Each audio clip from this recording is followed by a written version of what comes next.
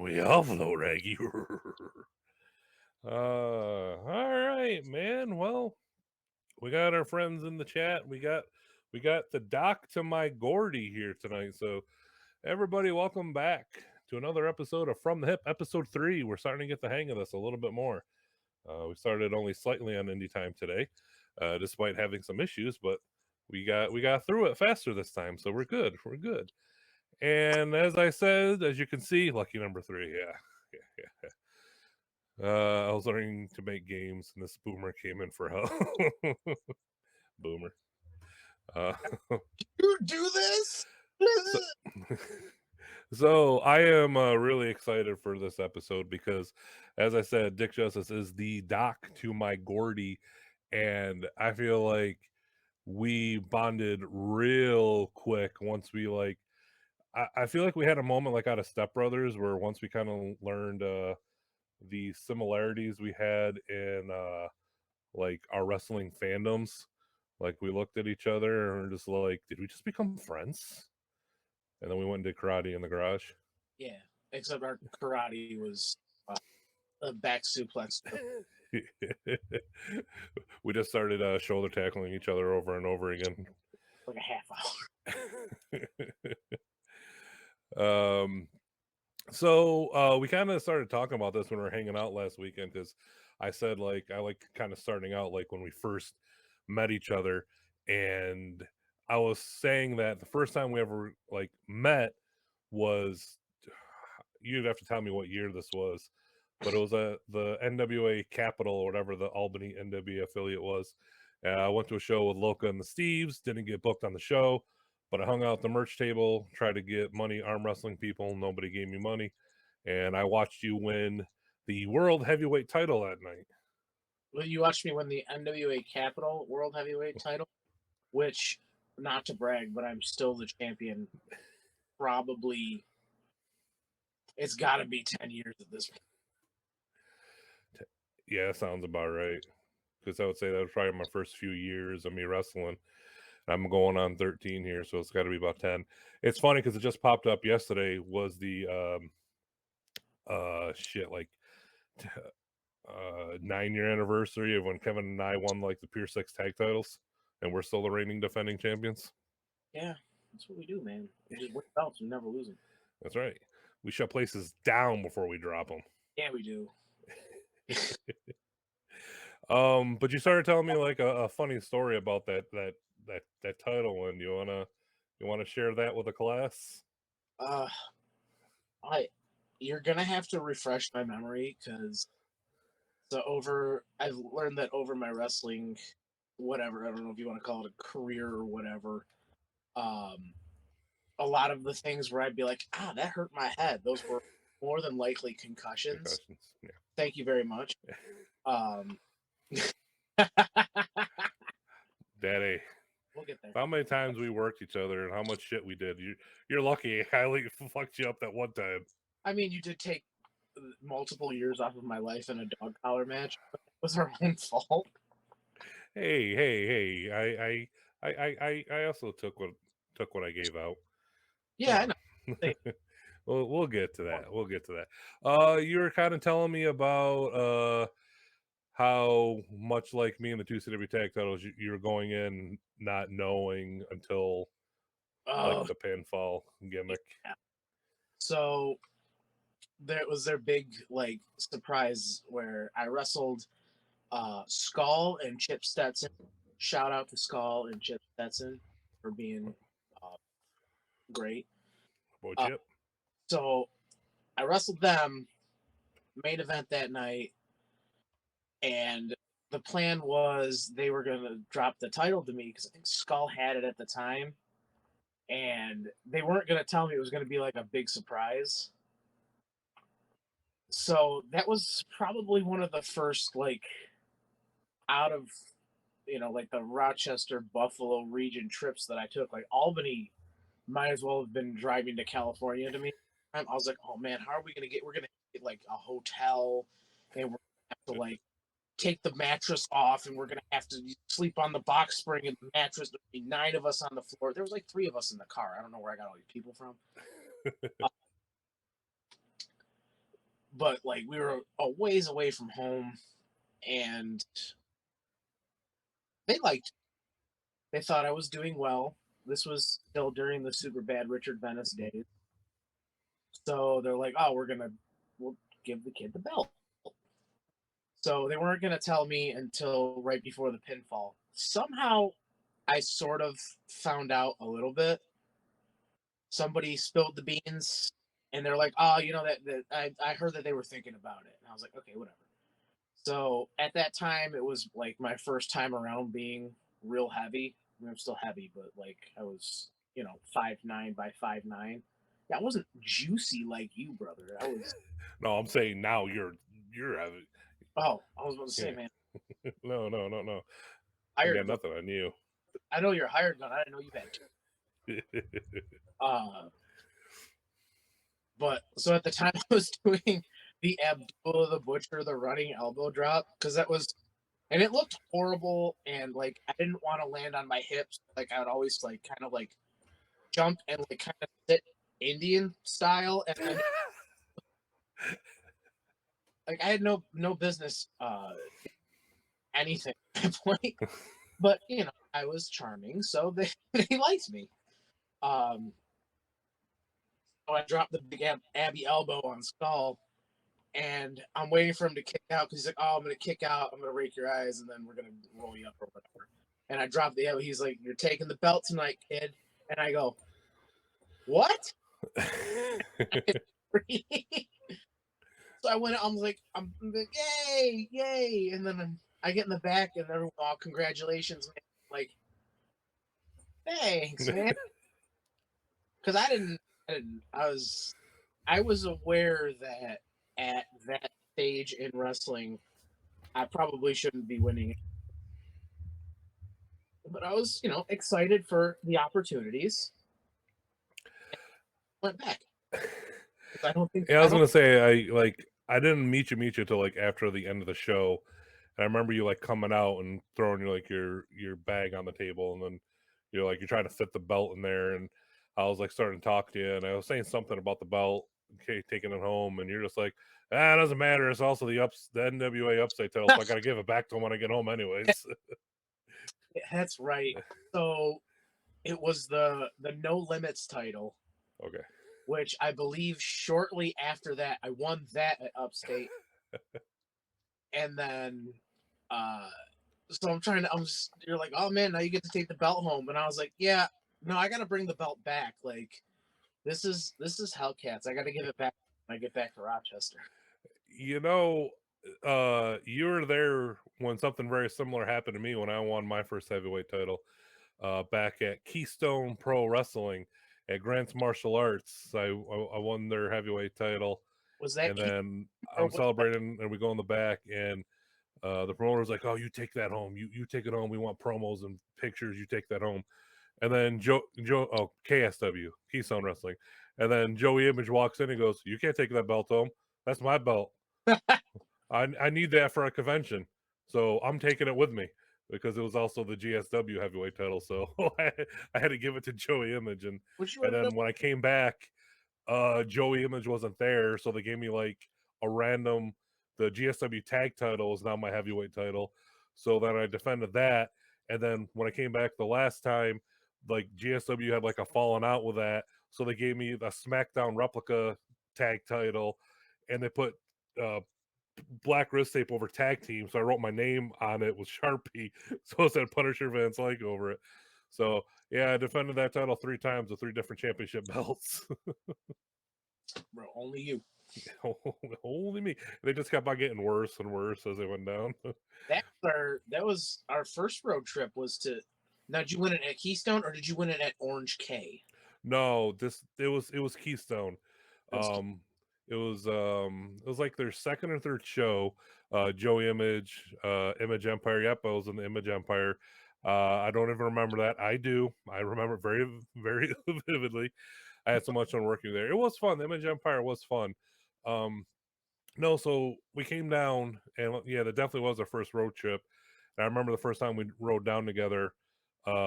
we hit like construction somewhere in Pennsylvania, and we turned up Real American, and we rolled our windows down, and we started like screaming it at the construction workers. I don't know if you remember that. I do remember that. Yeah, I that was like how we're passing time, being stuck in traffic. I think that was the only thing I sort of remember the match that I was in because Oh, I remember. if I'm not mistaken, I was in a tag team with Yep, somebody. he was a homeless guy.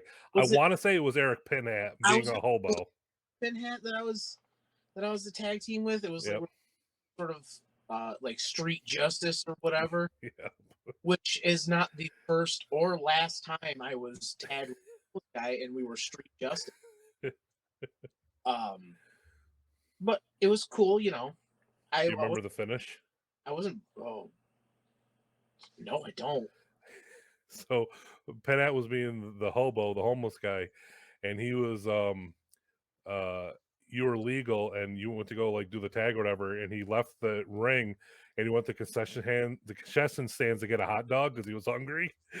And you kept on trying to get him back to the ring, and you guys got double counted out because he was too busy eating the hot dog. Oh,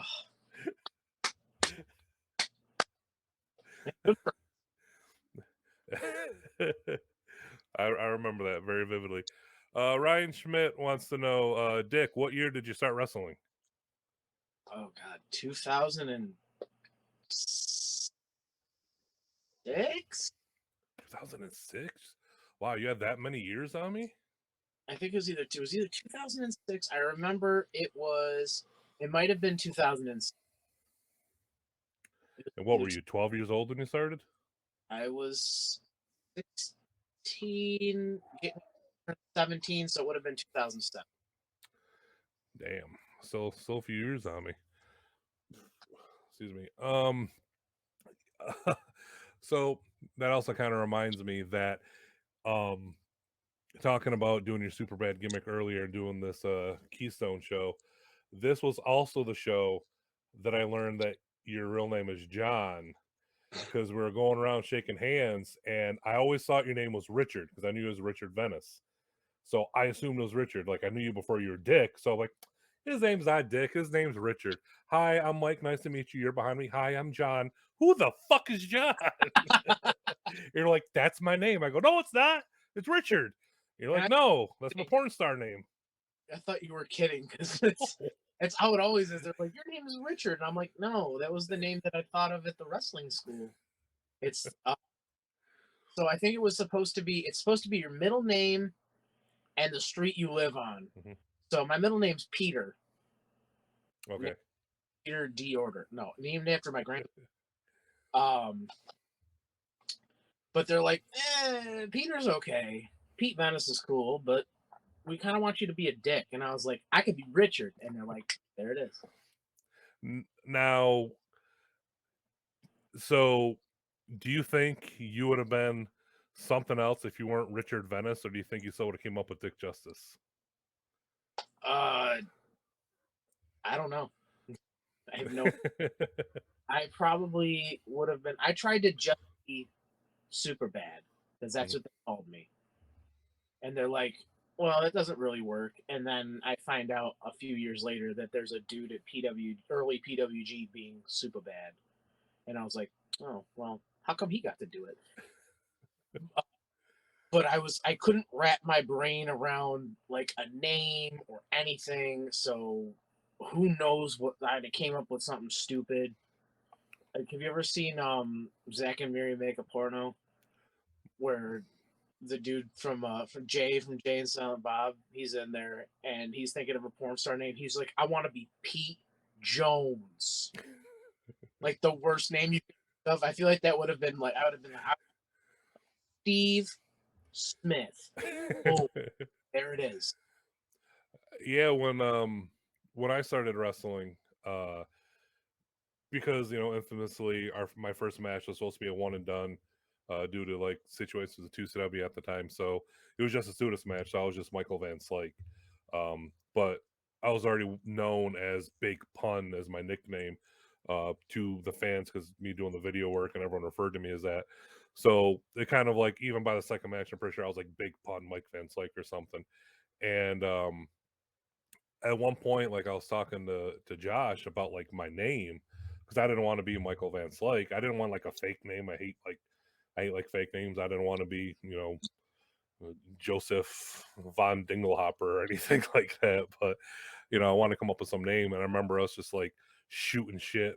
I'll just keep shooting shit at him. He'd be like, no, no, that's dumb. No. Like one point I wanted to be like Big Van something. He's like, no, it's too much like Big Van Vader. I'm like, all right, fine. So Like, yeah, it took me. I came up with so much stupid shit to throw at him. He was just like, no. And then finally, I wrestled Raven. He goes, Punisher VanSlyke, and I'm like, yeah, let's do that. ooh, uh, Carrie, how I met you was super bad back in the day. I think that's how like Richard John. I think most people probably go as far back as super bad. I didn't like I knew of you back then and I knew that, but like obviously we didn't start like talking or do much until you started doing the Dick Justice in 2CW. which And so probably I thought that was going to be a one and done. So Dick Justice was only supposed to be a one and done name. really, Yeah, that's a fun story because I was on the original poster as Richard Venice. oh, that's right. I even made that graphic for Living on the Edge, and you were super bad on there. It was like you and Dewey, Mhm. and then yeah, I do remember that now. I can picture me going and finding that fucking picture and everything and putting that on there. But also, didn't you like show up the night before and you weren't supposed to? Like, weren't you supposed to just be in Rome, but they put you in Watertown or something like that? Yeah, I showed up the first night just because it was Living on the Edge weekend, and I was like, all right, cool, let's do the whole thing. So I showed up the first night, and Josh was like, hey, "You want to wrestle tonight too?" Because it was supposed to be uh, Matt Milan versus I think he was wrestling Beast and Dewey. So they're like, "Matt, you too." I'm like, "Hey, cool." So I got to wrestle that night, and then the second night was I think it was CK the second night, Car and Cage, and that was the night. Like, all right, time to bring it. Oh, we're bringing it. I don't know if I brought it Let's hear it. because I stayed. So Um, yeah, I remember immediately hearing nothing but positive things about you. Even from Josh. Like, I remember the conversation, just like Dick Justice. What a name! Like, Josh was like big on the names. mhm. Because I also remember him talking about Skyros, and he's just like, oh, he gave us a list of names, and one of them was Guy Sunshine, and we're like, that's it, that's the name, and shit like that. So he's always been big on the names, and he just fucking popped huge for the Dick Justice, and uh, so once I right off the bat, I remember just nothing but positive shit from everybody. Worst idea I ever had. switched over ops to Police Academy, I think that's what was kind of like, all right, well, I guess he's staying. Yeah, yeah. Because that's another thing. Like Josh was big on those 80 movies. Because like at one point I was supposed to be Ogre from Revenge of the Nerds, and Kevin was supposed to be the quarterback, and then Jasper Whipple came in as a nerd and shit. But like I know, like we'll get into more of this later. Like when we're talking about our love of horses and mid south and Japan and gaijins and shit. But like I always know like there's a point where you want to lean more towards that and you don't want to do like so much of the comedy stuff and shit like that.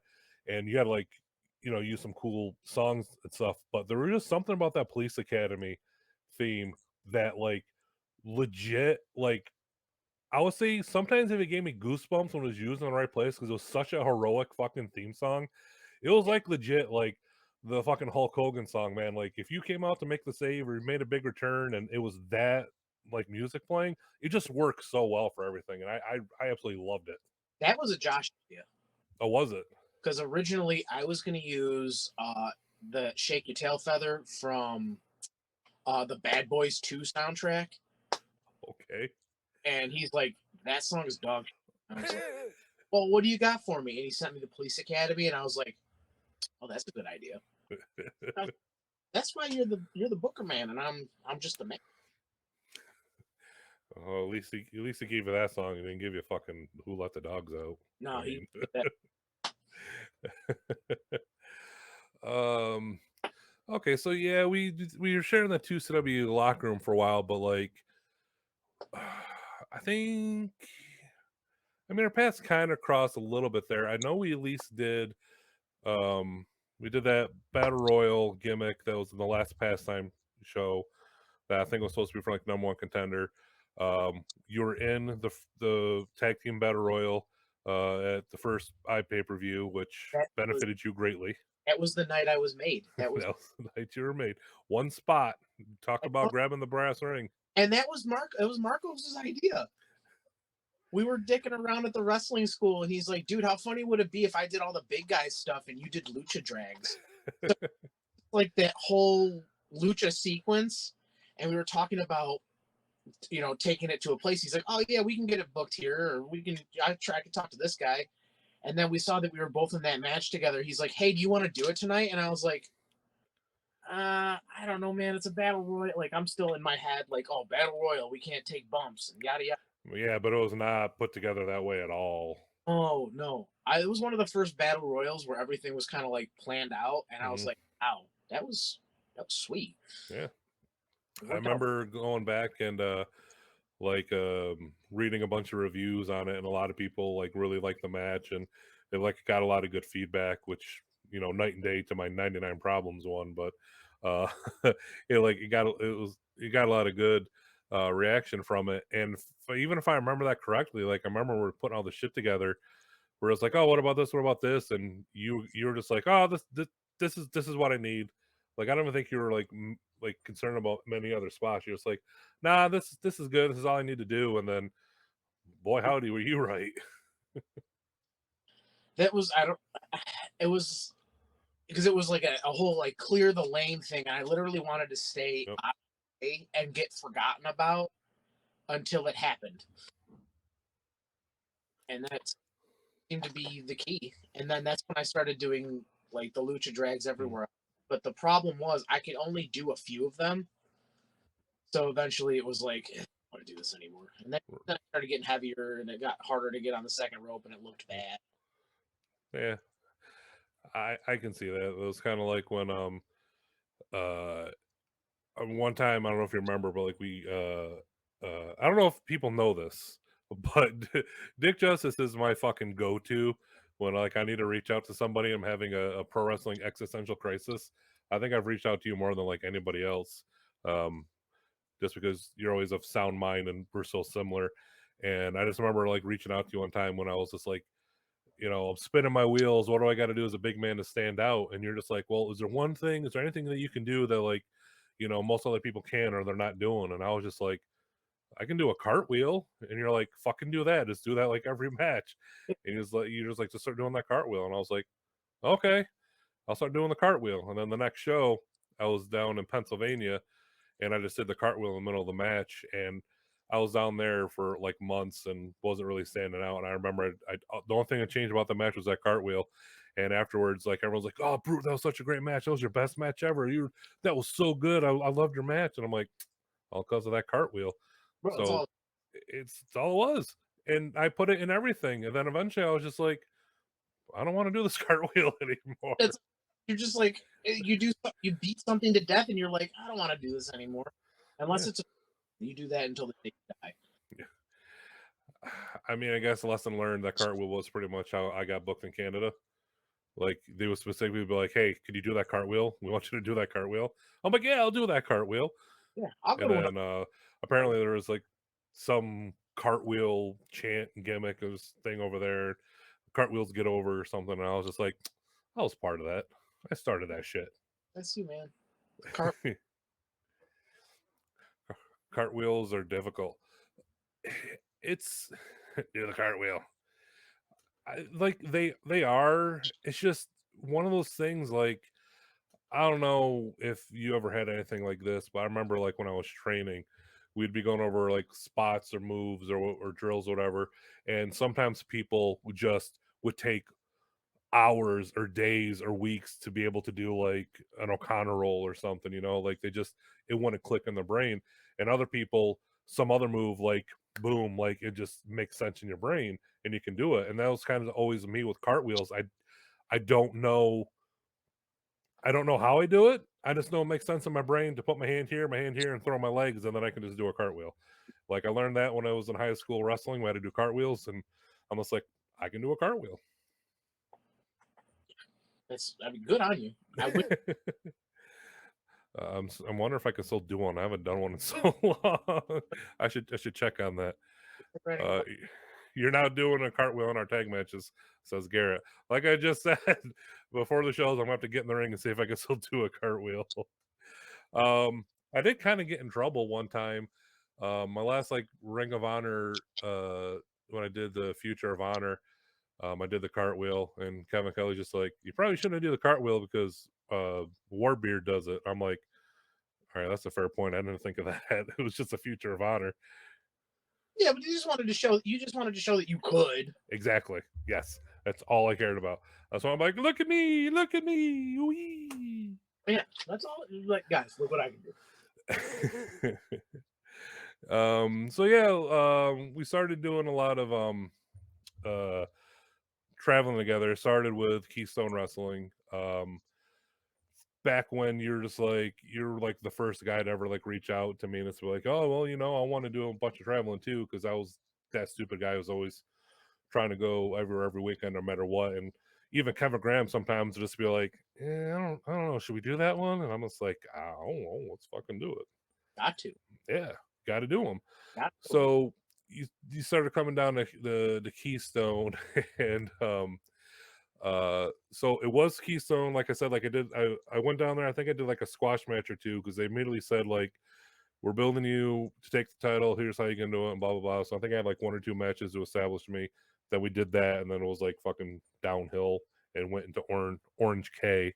Were you there for that one Orange K show? I don't know. Is that the match where I have a victory over the one and only Rockin' Rebel? Are we allowed to say his name? did, did you bring up that name when we were going over who wrestled the most fucking canceled people? No, I didn't. No, I don't think you did.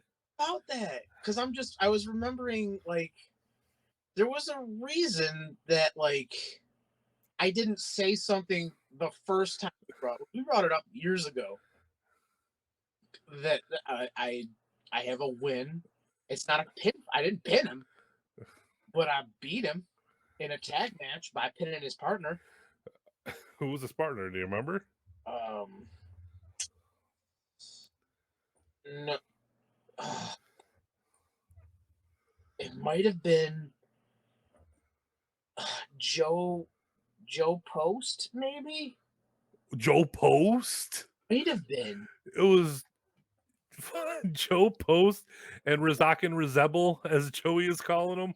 Yeah, there we Oh go. shit! Who was your partner? I think it was still Pinhead. Holy shit! I don't. I remember very vague. I just remember that he called the Universal for me, where he's like, and I'm like, okay, so I'll give you a clothesline, and he's like, no, I give you a clothesline, and I was like, oh, okay, all right, I got you.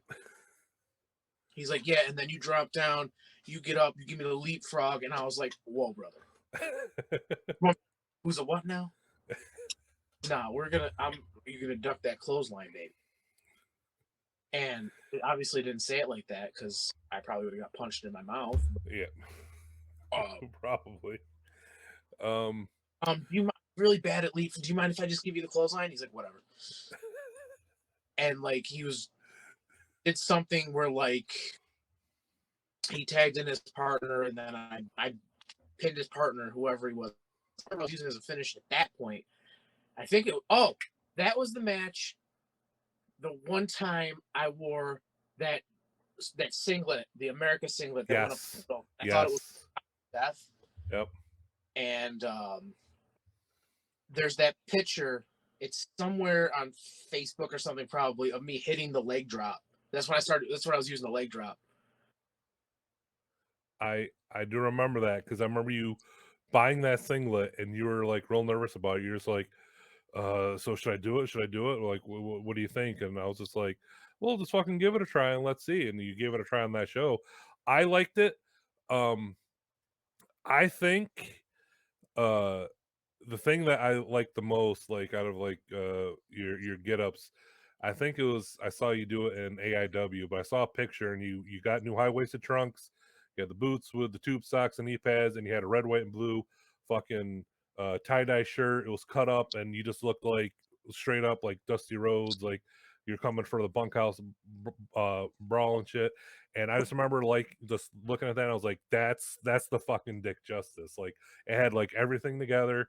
I don't know if you. I think you had maybe like some cop shit on your trunks or whatever, but that you were big and beefy. I just remember that being like my favorite incarnation of your gear. Was that? That's when I wanted to try and be more of the, like, instead of doing the goofy stuff, I wanted to kind of like do more of the wrestling stuff. Hmm. And as you can see from that point forward, that idea did not stick so well. I can relate. I can relate. I want to do more wrestling. Isn't Rebel the one ECW wrestler that committed bad crimes against his wife? Yes, Yeah, yes, yeah. We that don't that have. would be him. Um, It's fine. We can not talk about. well, yeah, I know it's, but still, like I totally forgot all about that, and that's absolutely fucking crazy because that's the night I wrestled um Alpha Junior and Devin Moore in the main event, Yeah, and I was supposed to beat up Samu earlier in the night, I think, to add more heat to Alpha. And I was like, okay, but nobody ever came and got me. And they're just like, well, where were you? You're supposed to beat up Samu. And I'm like, nobody fucking told me. I didn't even know the segment was on. And I was like, shit, I wanted to beat up Samu. right. You could have beat up one of this. You could have beat up more Samoans. Yeah. Well, speaking of Samu, we did also start riding together down to Allentown in that loop, and we started doing WXWC4 together. There were some days that were better than others, but as a grand, like a total, I thought those days were fun. Those were real fun. Those were like sheets, yes, yeah, lots of sheets, but more than that, it was just like it was just weird. You just be randomly on a show and Scott Hall would walk through the locker room. Yeah, You know what I mean? You like shit like that. Like remember, I don't know if were you on the show when fucking his son Bill wasn't. Apter like walked in wearing like a wrestling mask, and he started like giving people arm bars and shit. And he No, just like showed up one day, and it's like that's fucking Bill Apter. Like what the hell? no, I don't think I was Real crazy shit. And then you know, um, you never really knew what the pay window was going to be like down there, but boy howdy, do those Samoans love to feed you. there. Yeah, they Like, took care of you. yeah, it would just be like, well, shit, and he'd be like, hey, we got the Chinese food place. They're gonna be closed, but they're gonna let us all in, and we're gonna have like a Chinese buffet set up for us, and you're gonna see it all you want. And we're just like, yeah, I mean, 90% of the pay was going to go towards. that is true. Do you rem- Um, do you remember my grand scheme of getting booked there? yes, because I was gonna bring this up because I want you to tell that story, and I want you to mention what happened when we're all hanging out at that one bar after I love. that like solidified it. I love this story. I love it too. I love when plans come together. Yeah, because even before that, like you were all about like I want to look like him, I want to wrestle like him, I want to do all that shit. Yeah. And then like you're like, I want to go down there because this is why. And then freaking years later, just sitting in some random bar, you're just sitting there, and then here it is. All right. Plan So fulfilled. I remember telling you, like, I want to go wrestle at WXW because Gary Albright married into that family. I was a big Gary Albright guy at the time. All I wanted to do was suplexes and have a mullet. That's all I ever wanted out of this life. Which I actually got my haircut today. I think I got a decent one going. You got a little baby one going. Yeah, yeah. It's not this back on. I feel like I don't look as tough without it now. Okay. There you go. Carhartt. Here, love it. Shoot. Inverted controls. All right, there we go. It's still crooked. It's gonna bother. You know what? Forget it. So I remember sending you a picture because there was like a video or a picture out there of Gary Albright wearing a Hawaiian shirt and jeans, and he had a beard and he had a sweet mullet. And I was like, "Do you think if I get a mullet and I dress like that, they'll, they'll be like, he kind of looks like Gary Albright, and they'll put me on the show?" And we laughed about it, and I was like, "I really got nothing to lose. I might as well just do it anyway." So I don't remember if I came down with you and it worked on the first try, but I came down. I don't think they put me on the show, but we went to the after party and we're sitting there. It was you, me. I think was Freddie there too. Yeah, Freddie and Graham were there, but I think Freddie was like at the bar and Graham might have been too, because I remember like we're at a long table, you're sitting like you're the head of the table, you're Roman Reigns, so you're sitting at the end. I'm like uh directly next to you on one side, and across from me on the other side is Lance. And that's what I noticed. Like I'm just sitting there looking at him, and Lance is just staring at you like Like this, he's like, for and I, like 5 minutes. yeah, and I asked him, I was like, "What's up, dude?" He goes, "Yo, man, why you look like my uncle Gary?" I went, "Oh," and I go, "That was what I was going for." Yeah, and then he goes, "Hey, Oos, doesn't this guy look just like Uncle Gary?" And he looked at me and he goes, "Yeah, a little bit. You got the hair big." And I was like, "Oh, I love it when a plan comes together." And then the next time I came down, I was on the show. Yep, yep, you were. Um, before we go on from there, because there's some more good shit. Do you remember? This is when Freddie drank so much at the bar that he was hanging out of Kevin Graham's back window on the drive home. Do you remember what did him in? No, I don't. I That- just remember him just like I need air, and he's hanging out the back window for like 5 minutes. So Jay Freddy he's a tank. He can drink with anybody. But his kryptonite at the time was the first time he ever tried natural ice. Oh. Went to it was I don't know if it was like because they don't have beer at the gas stations there, do they? Uh, I can't remember if they don't or if they stopped selling it at like 9 p.m. There was something weird like that, Pennsylvania. But like I remember we went to the gas station to get beer for the way home, because we weren't driving, we were just sitting in the back seat. No, man, we're fucking territory dudes now. We build houses. Yeah, We have road beers, man. drank road beers and we shot at stop signs with all that other stuff. Yep. So Freddie's like, I need. They didn't have a lot, but they had like this discount bin, and they were like $2. And I was like, Freddie, have you ever had natural ice before? He's like, no. And I was like, dude, you should grab one. It'll mess you up real bad. And anybody who's drank natural ice knows it's exactly like drinking battery acid.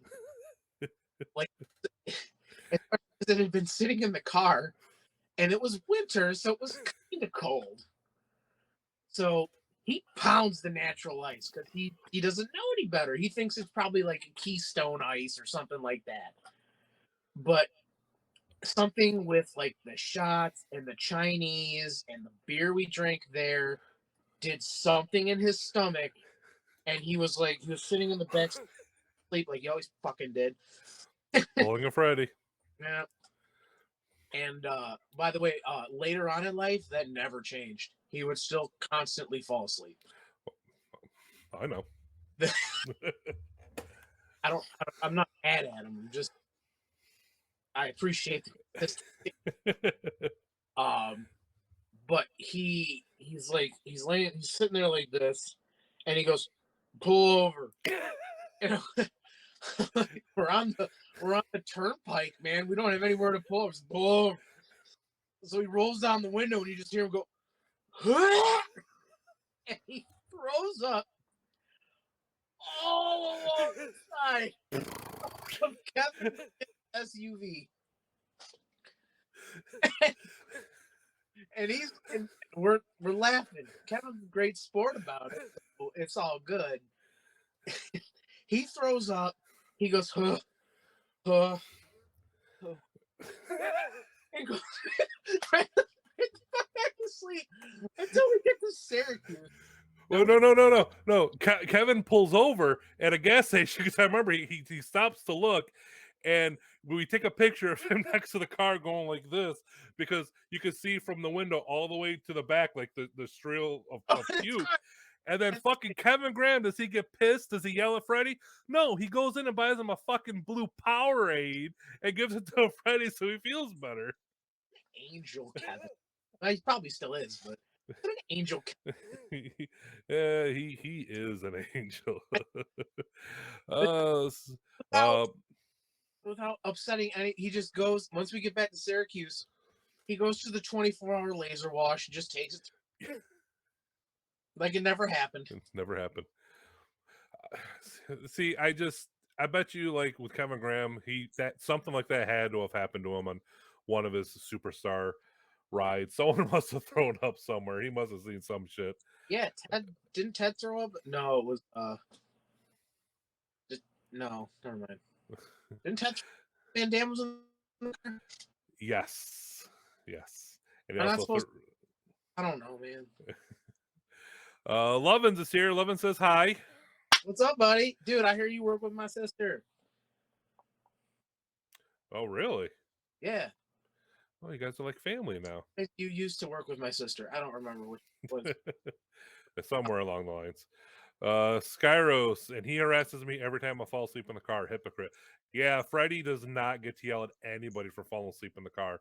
Because every weekend it was, we told Freddie to show up a half hour earlier than we were going to meet up, and he was still like a half hour late. And then he would always sit in the back seat, and he would always be passed out before we got to like I-81. Yeah, we would pass that exit by where the Sonic was. Remember when there was no Sonic in Rochester, and that was a huge deal? Yeah. Yeah, I got excited because I think the first time we went to Sonic was down in Allentown after a WXW show. We're like, we got to hit the Sonic up. I think you might be right. Yeah. It probably spent way. The problem is like you'd get way too much food and then you get sick, but it was like satisfying. Yeah, because like when it was like a freaking Sonic or a Sheets or something, man, like that only comes by on certain trips. Like you got to indulge on that, and also think ahead of what's gonna make it home so you can put it in the fridge and eat it the next day. Because I fucking loved waking up the next day and eating the rest of my popcorn chicken and deep fried Wisconsin cheese curds from Sheets because I always would buy too many of them. Oh yeah, brother. Before the where I think it was after 11 o'clock, you could pick 3 appetizers for like $4. Oh yeah, but yep. And I would just get all cheese, and then I would wonder why I had a stomach. And then sometimes you'd get lucky and like the milkshakes would be like half off or something. Yeah. Or sometimes you would get lucky and the what the hell are those? What are the shakes called? The For reals. Reels, there it is. The real shake wouldn't be broken. Yeah. And then you just you grab a couple Fagos, throw them under your armpit, and then you leave spending $20 of your payday, but you got some good food. Yeah. Did you know that I can't find a Sheets with Faygo in it anymore? Yeah, apparently they stopped selling Faygo, and now they got like their own brand of soda or something like that. Somebody was telling me. I know that you can find Faygo. I think it's at Aldi. Yep. Because weird. Last year for Christmas, we needed soda, and my mom was like, "Oh, don't worry, I brought pop," and I was like, "Oh, good, I can go for a Diet Pepsi." You brought the Faygo for whoop whoop. As God rest ye merry gentlemen. Thank you so much for introducing me to sheets.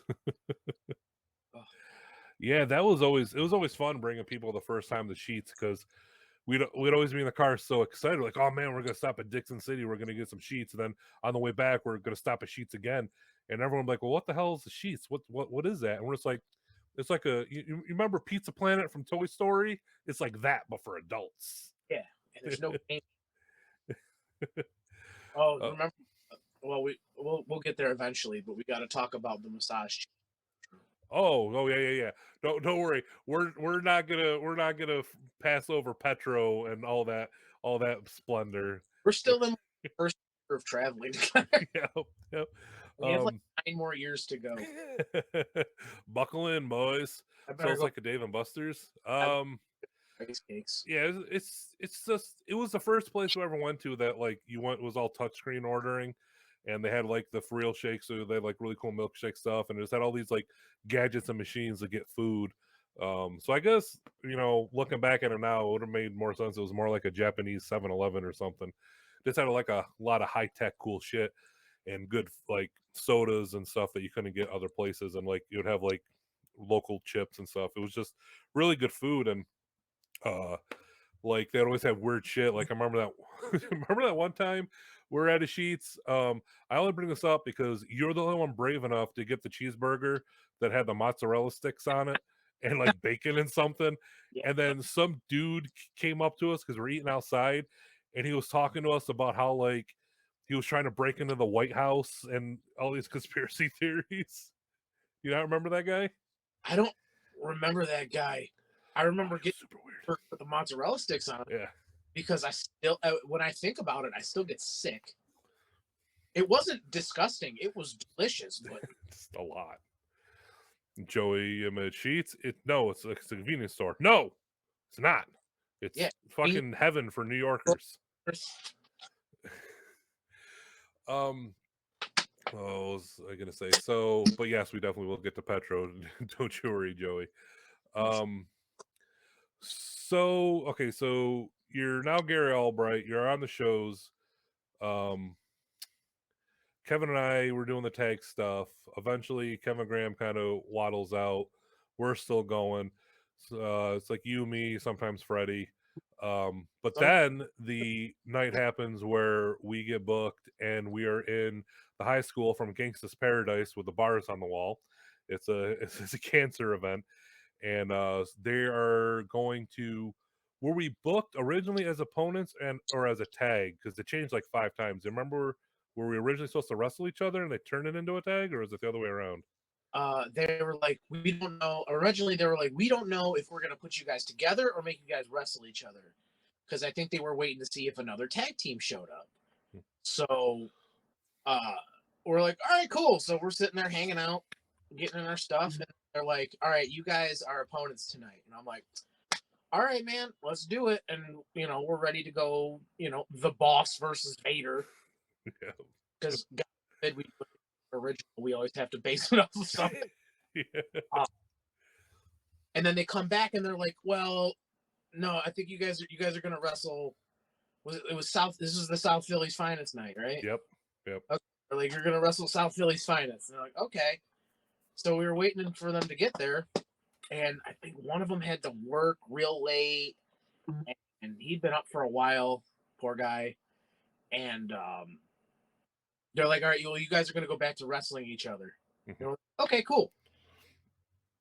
Now we're getting the show's already started, Yep. and we have a match called, and South Philly's finest shows up, and they're like, oh no, you guys are gonna wrestle them, and okay. So they're in such a tizzy that they're like, oh, we got to, they got to do this, they got to do this, and then intermission shows up, and I think we were next after intermission or after that, and we're looking for them, and we're like, well, where did they go? Like, we gotta put something together. So we're talking about ideas, and I think they had gone to like the merch table real Yep. quick, or something. Yep. Because when they come back, they're holding their bins and they set them down. They're like, "All right, what are we doing?" So we explained it to them real quick, and I forget which one. I think it was Luca. Was it Luca? He was a shorter one, right? Yeah, Luca was a shorter one, yeah. because the other one was Jimmy. Yes, yep. Luca was the shorter one. So uh, we we kind of like go through it real fast. And Luke had been worked like 8 9 hour shift, and he had Mm. like 3 hours the night before, He and was fucking dog ass tired. He was so out of it. so then we went in there, and they it wasn't it was a lot of miscommunicating. Yeah, because if you remember, we ran over stuff, but they wanted to add and change and do their own own stuff in there. Mhm. But then they kind of forgot what was what, and then we Yeah. kind of got miscued, Hmm. and then that's when the Fire Nation attacked. Yeah. Just like, all right, here we go, and we Yep. just We didn't know what else to do. There was too much like collisions and staring, so we just fucking started clobbering and throwing them and doing all the shit and just fucking. I think one point I like you throw one to me and like I body slam them onto the floor and then like you in the ring and you just fucking we did like. we did some wild shit for a cancer benefit in high school. And we're just trying to save face and shit. And the best part was one when it was done, they're like, "Oh, thanks guys, that was awesome." And we're just like, "Yeah, it was." That was And then cool, after that, they're just like, "We're making you a team, and we're gonna run with you guys."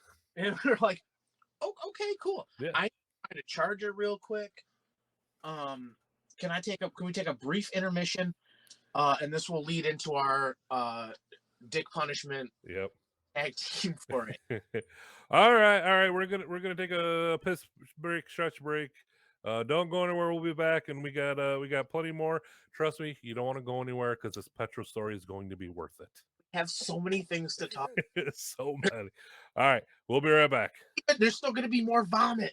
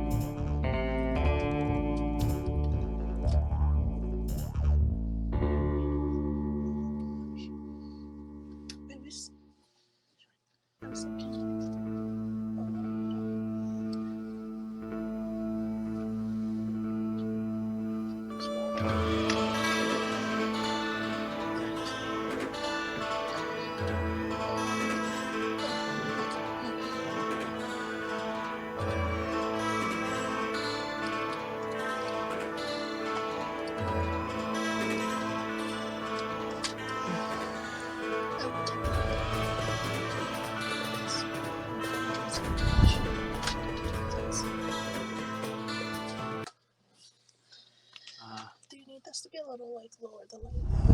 Okay. How do I plug this in?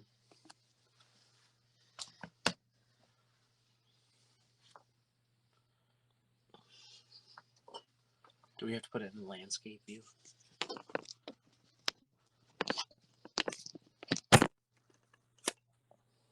I might have to. Hi, buddy. You're just gonna have to like. No. Okay. Is there a problem if I switch to landscape view? No, it shouldn't. Okay, cool.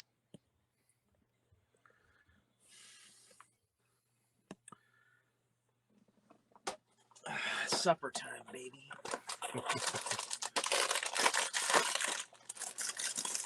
Whoa, extreme close up.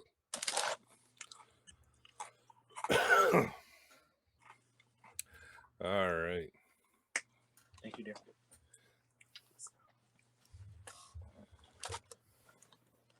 And we're charged. The phone's charging, right?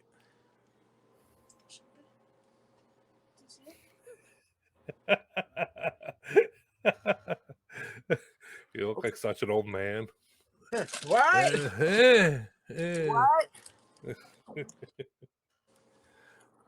All right. Well, it's an ASMR video now. You're welcome. You have to pay extra for that. All right. So, where we left off, we just The mukbang we video. just dominated some tag team. We went all Japan on them. They pull us aside and are like, "Oh, we loved what we saw. We're gonna go with you. We're gonna, do some stuff. Come up with a name. Blah blah blah blah." And my favorite part about that is on the drive home, we're so excited. We're going over all the shit we can do, what we're gonna wear, our theme song, all the shit.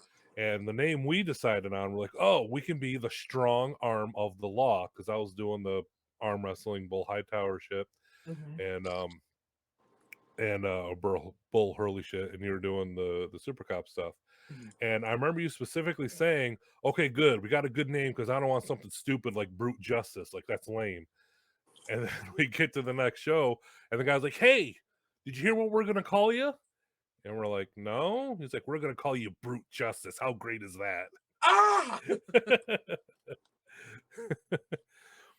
So Charlie Brown moment where I was like, "Ah!" We tried. And I also remember that night. Was it? I want to say it was some sort of doubleheader, but we bombed into town in our Zubaz and our Boonville cut up T-shirts. Is that the night of the 6-man? Yes, it was a 6-man. So we're bombing into town. We're looking the part. We're feeling good. My fanny pack just broke, so I don't have one. So we walk into the locker room. Samu sees us. He was like, "Hey, brothers, you're looking good. But what the hell? Don't you know the rule? You wear Zubaz, you have to have a fanny pack." And I was like, "Shit, I'm sorry, it broke." Dick's like, "I got mine." And I still look like Gary Albright. Always. So, fun fact about this. I remember, like, we did this match. It was you and me and Bo Nakota. Yeah. Versus the Punk Rock All-Stars and Lou? No. Was it Nui? Yeah, Nui. It was Nui. So we pretty much we take out both Punk Rock All-Stars in the match. We do the Doc and Gordy belly to back choke slam gimmick. And then we do the Stan Hansen, Bruiser Brody, the Irish whip into the lariat. Yep. And then I think you got DQ'd for using a chair or something. Like we both got disqualified, I think.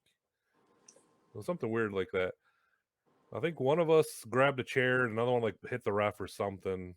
But I don't think we got pinned. I think we both got DQ'd to be eliminated. Maybe. Yeah. I don't remember. I honestly don't remember. I remember that it came down to him, and then he took me out. He took you out. Mm. And then, So I also remember. So this is like a full circle moment because this is going back to Keystone Wrestling, our first night together. Like, do you remember what we did like at the end of the night, the first time we were on the show together. Do you remember the picture we took? That wasn't the one with the cheeseburgers, right? No, no, it was the cheeseburgers. So Oh, we're in the that locker was room. Massachusetts. Yes, yep, that was a good one. We're in the locker room. I was wearing my black and silver gear. You were getting changed, so underneath your cop gear, you had your black and silver singlet. Oh And we yeah. took a picture of us together, arms crossed and shit. And we're like, oh, dick punishment, like the new tag team or whatever. And then Josh is like, oh, we're going to have you guys versus Man Love, him and Kevin Graham or whatever. Oh yeah. So we took that picture in that gear, different name, but now here we are. We're wearing that gear. You got the black and silver singlet. I got the black and silver trunks. You got your cop shirt on, like unbuttoned, but you're wearing it like a vest, and your cop hat. And I have my worker shirt and my trucker hat. Yep. So like everything's like fucking coming together. I can't remember what song we used, but we definitely had used some. "Thief in the Night" by Kiss. Yes, that's right. Oh shit. So we came out, the fucking fog machines, there's lights going. We fucking do a fucking entrance in the aisle. We wait for Bo to come out, so we're taking our gimmicks off. We're in the entryway. We're, fucking working out and doing all our shit. Bo comes out, he's even matching, and we have the match. So a couple years ago, I fell down a rabbit hole and I came across this match and I was watching it. And I remember watching our entrance and me just being like, oh, that is such a fucking badass entrance. Everything about it, the lights, the smoke, the song, our look, like everything was awesome. So I took like this video of it and I posted it on my Facebook and I go, tell me this doesn't look like a tag team that was about to fucking tear shit up in All Japan Wrestling in the fucking late 80s, early 90s. And so here's a fun story. Now, because of that, I know it's because of that video. Because a couple like hours after I posted that video, I got a message from Monster Mac, who was hitting me up and he was asking me questions. This is like right towards the tail end of the shutdown, the pandemic and shit. And he was talking to me about stuff because at the time, Homicide was in charge of booking talent for the NWA. Yeah. And Mac wanted me to send shit in. And then so they looked over it and they liked my redneck shit where I was like in the trucker hat and the flannel. And I was told that they're interested in bringing me in and putting me with like Trevor Murdoch and making us a tag team and all the shit because of the redneck stuff. And obviously it didn't happen, but I am like 90% sure that only happened because Monster Max saw that video and was just like, yo, this this looks cool. This would work. And I know it's because I posted that video. Oh damn, I didn't know any of that. Yeah.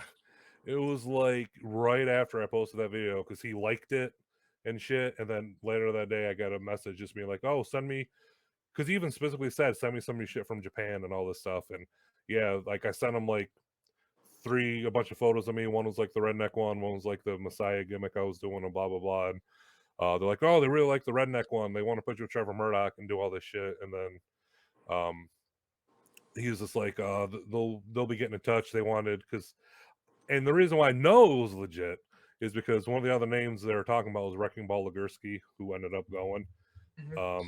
But yeah, he was like, oh, they'll be in touch or whatever. And like I said, he was like the middleman for Homicide. He was sending stuff to Homicide. Homicide was sending it to them and blah, blah, blah, blah. But then like a couple weeks later, I was doing a show somewhere in Mon. I got a hotel and I was putting something up and it was about the Ring of Honor pay-per-view and like Homicide showed up on it. Yeah. And like my heart sank because he's no longer with the NWA. And I was like, fuck. So there went my ambitions of being part of the NWA. There went my ambitions of knowing somebody who was part of the NWA. There's got to be somebody there, Yeah, Wrecking Ball Legursky. There you go. Oh man, there's another story. I probably won't tell that one, but the Wrecking Ball Legursky story after Rome. I wasn't part of it. Oh wait, was that the one with the pizza? The pizza? Or he wouldn't eat your pizza? Or he wouldn't eat my pizza? Oh, I don't remember that. Well, what speaking, Carrie, apparently she knows. Speaking of pizza, going back to the South Philly Finest show, do you remember what else happened that night? Oh, you mean poor brother Snitsky? Yeah. Uh, s- tomato pie too. He gave me an attitude because I didn't like tomato pie. Oh, well, there you go. So we're doing that cancer benefit show, and the main event was supposed to be Gene Snitsky versus Nui again, right? Was it Nui? No, it was oh man, it wasn't Alpha Junior. Was it Lou? It might have been. Yeah. Okay. So it was definitely one of them. And so they're in the main event, and like I said, Samu loves to feed everybody, so he ordered like 20 large cheese pizzas for the locker room. Now, granted, it was a cancer show, and the locker room was probably half the size, like probably what you could see of my bedroom was how big the locker room was. We're in the fucking tool shed of the high school gym, and so there wasn't a whole lot of people. So there was a lot of pizza to wrestler ratio. And somewhere along the lines, Gene Snitsky is like not feeling good. When he's like grabbing his chest, and they're like, "Oh my god, he's having a heart attack!"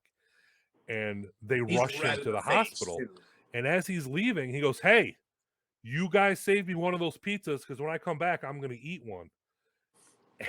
And so they're like planning, well, what's the main event going to be now if Gene Snitsky isn't going to be here? Sure as shit, like 2 matches before the main event, Gene Snitsky comes back, puts on his boots, wrestles a match, comes back, sits down, puts the pizza in his lap, flips it open, and just starts shoving Yeah, slices of pizza in his mouth he after still had the being wristband on from the hospital too. yeah, fucking straight out of a movie, man. Just like, I'm having a heart attack. Yeah, Save one of those pizzas because I'm coming back and eating it when I'm done yeah. wrestling. By God, here comes Mick Foley.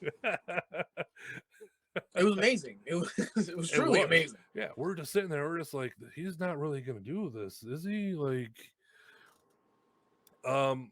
So I, I think that 6 man that was it for us at WXW, right? I don't think we did anything else. No, because I did do the one show where the top rope broke. Were you? I don't. You might. Maybe you weren't with us on that one. I don't know if I was. Who was in the match? It was me. I think I tagged with Brandon Kirk, or I was wrestling Brandon Kirk on the other team. But I don't 100% remember who was in the match. But I remember the top rope broke like real early, and for the finish, uh, they were literally like, "Do not hit the top rope." This And sounds familiar. for the finish, I hit the rope and dropped the leg drop like like an asshole. I wasn't thinking. I was just like, well, I got to fucking Hogan it, so I did the. Did it break on you? No, no, it Okay. was fine. I didn't. I hit it, but I didn't put any weight into it. You remember when like he would hit the ropes and he would just be like, he wouldn't bounce off them. He would just kind of Yes. put his arm and his shoulder, Yep. and then he would throw. Yeah, they did that. I was gonna say that definitely would have done it because it was. I was gonna ask if like Samu ripped India because I remember. I don't know if you're on the show, but one time I know I was there with Kevin. We teamed up, and Freddie was on the show, and it was outside of a Harley Davidson store, Yeah, and it was that's where I wrestled Freddie. that's your Russell Friday. Okay. I did not know that. I remember him being there, but I remember this was like Is one that of his first shows there because he was coming out to his Baba Riley song, and Samu was standing next to me and Kevin losing his fucking mind because WXW is all shot for TV, and Freddie is waiting for his cue, and he's just like, "Tell him to fucking go! Why are we waiting? How long is this intro? He's like losing his fucking mind because Freddie's waiting for his goddamn cue, and he's just like, "This is TV. You don't do this on TV. Tell us when I the was? fuck to cut to it." I missed all of it because I was already in the ring. The best part is like in my head because it's so fucking surreal because Kevin Graham and I are standing in a Harley Davidson store parking lot with head shrinker Samu leaning on the hood of a fucking school bus, losing his mind over Jay Freddy's fucking theme music. Like, how fucking weird is that? Was it a school bus or was it the U-Haul we used as the entrance? Okay, it might have been the U-Haul, but weren't there school buses there? I remember there being school buses in that parking lot. There might have been school buses. It might have been the U-Haul, because now that I think of it, I remember us coming either out or around the U-Haul now. Because that was a day after a GSW show, correct? Because I don't think Freddie and I were supposed to wrestle. And we just showed up there and they're like, oh, good, you guys. Probably. That sounds about right, especially if they were putting you two together. Because I think Freddie was either on and off or he showed up late, but eventually he did show up. Because Graham and I got booked there first because they're desperately looking for tag teams. And I think Durline suggested us to them, and they brought us in. And then it was because it was Allentown, and the pay was up in the air, so we just did what we could to get the carload in. And you got in, and Freddie got in, and I think that was about it. I don't know if we ever got Ted. I don't. Yeah, we think did get Ted left because he there. brought us in the baby blue Buick that one time. Oh, the Lord Steven Regal Buick. There it is. Yeah, the souped up one that got fucking 100 miles of the gallon. Well, speaking of GSW, seeing how we're pretty much wrapped up our time in WXW, so we started traveling for GSW. Joey Image, who did Freddie work at GSW when he flew over the top and busted his eyebrow? ISIS? Wasn't it Brandon Scott? Might have been Brandon Scott. It was either Brandon Scott or He Who Shall Not Be Named. It was something for. I think it was either for the Adrenaline title. I think Freddie was a champion. But yeah, I want to say it was like Brandon Scott. We're just gonna say Brandon Scott because the other option we're not gonna talk about. Yeah. Oh, was it SS? I'm not 100%. It was one of the two, but I don't remember. We're not I just saying remember his name, being in the back and them just being like, Freddie broke his face, so we got to take him to the ER. Oh. Dick. Did Dick's phone die? Oh no. Oh no. Dick's phone was not charging. Oh. We were just about to talk about GSW.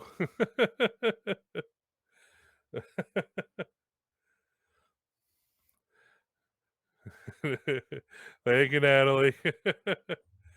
All right. Well, I guess while we're waiting on Dick to come back, let's see here. Did I miss anything in the chat? Natalie to the rescue. Boom, boom, boom, boom, boom. Sure, the phone dies right at the GSW time. Right? This is where we're building up to fucking Petro and everything. This is when shit was about to get good. We had a lot of shit happen in GSW.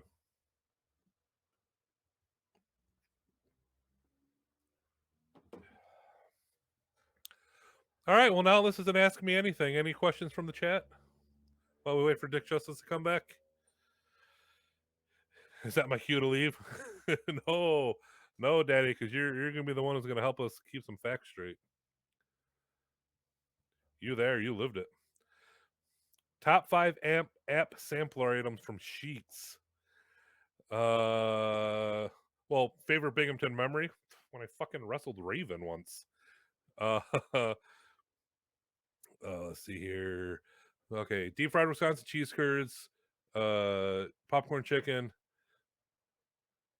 mott sticks, and then 2 more servings of deep fried cheese curds. Thoughts on tomorrow's card? Tomorrow's card is actually pretty solid, I think. A lot of good matches on there I'm looking forward to, actually. And he's back. I did it. I think. I wish it would. I wish this phone would tell me while this is going on much battery I have left so I can see if it's charging. It made the doom sound, but The doom sound. Oh man, your camera angle looks. Wait a minute. yeah, it's crooked because I panicked and I knocked over the stand. Is that a Hateful Eight poster on the wall? Yeah, that's Natalie's. Natalie, we need to talk. This is all of her stuff. I'm very jealous of that Hateful Eight poster.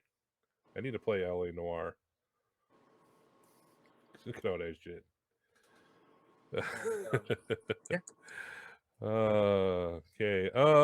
Let's see. I would have done it in the bedroom, but nobody cares about 1970s wood furniture. Bet you Joey Image does. That seems up his alley.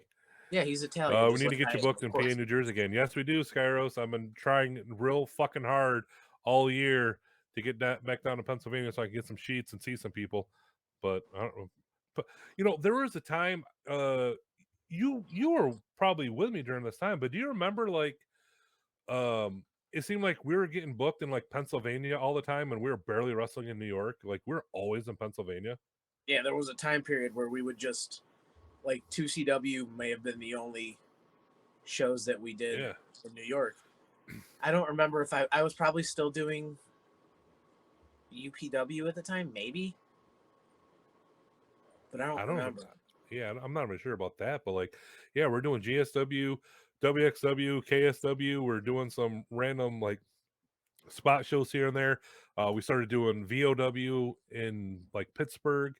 We were in like Pennsylvania like 3 or 4 times a month. Like it was pretty much our second home at that point. If I wasn't in Pennsylvania, I was in New England all the time.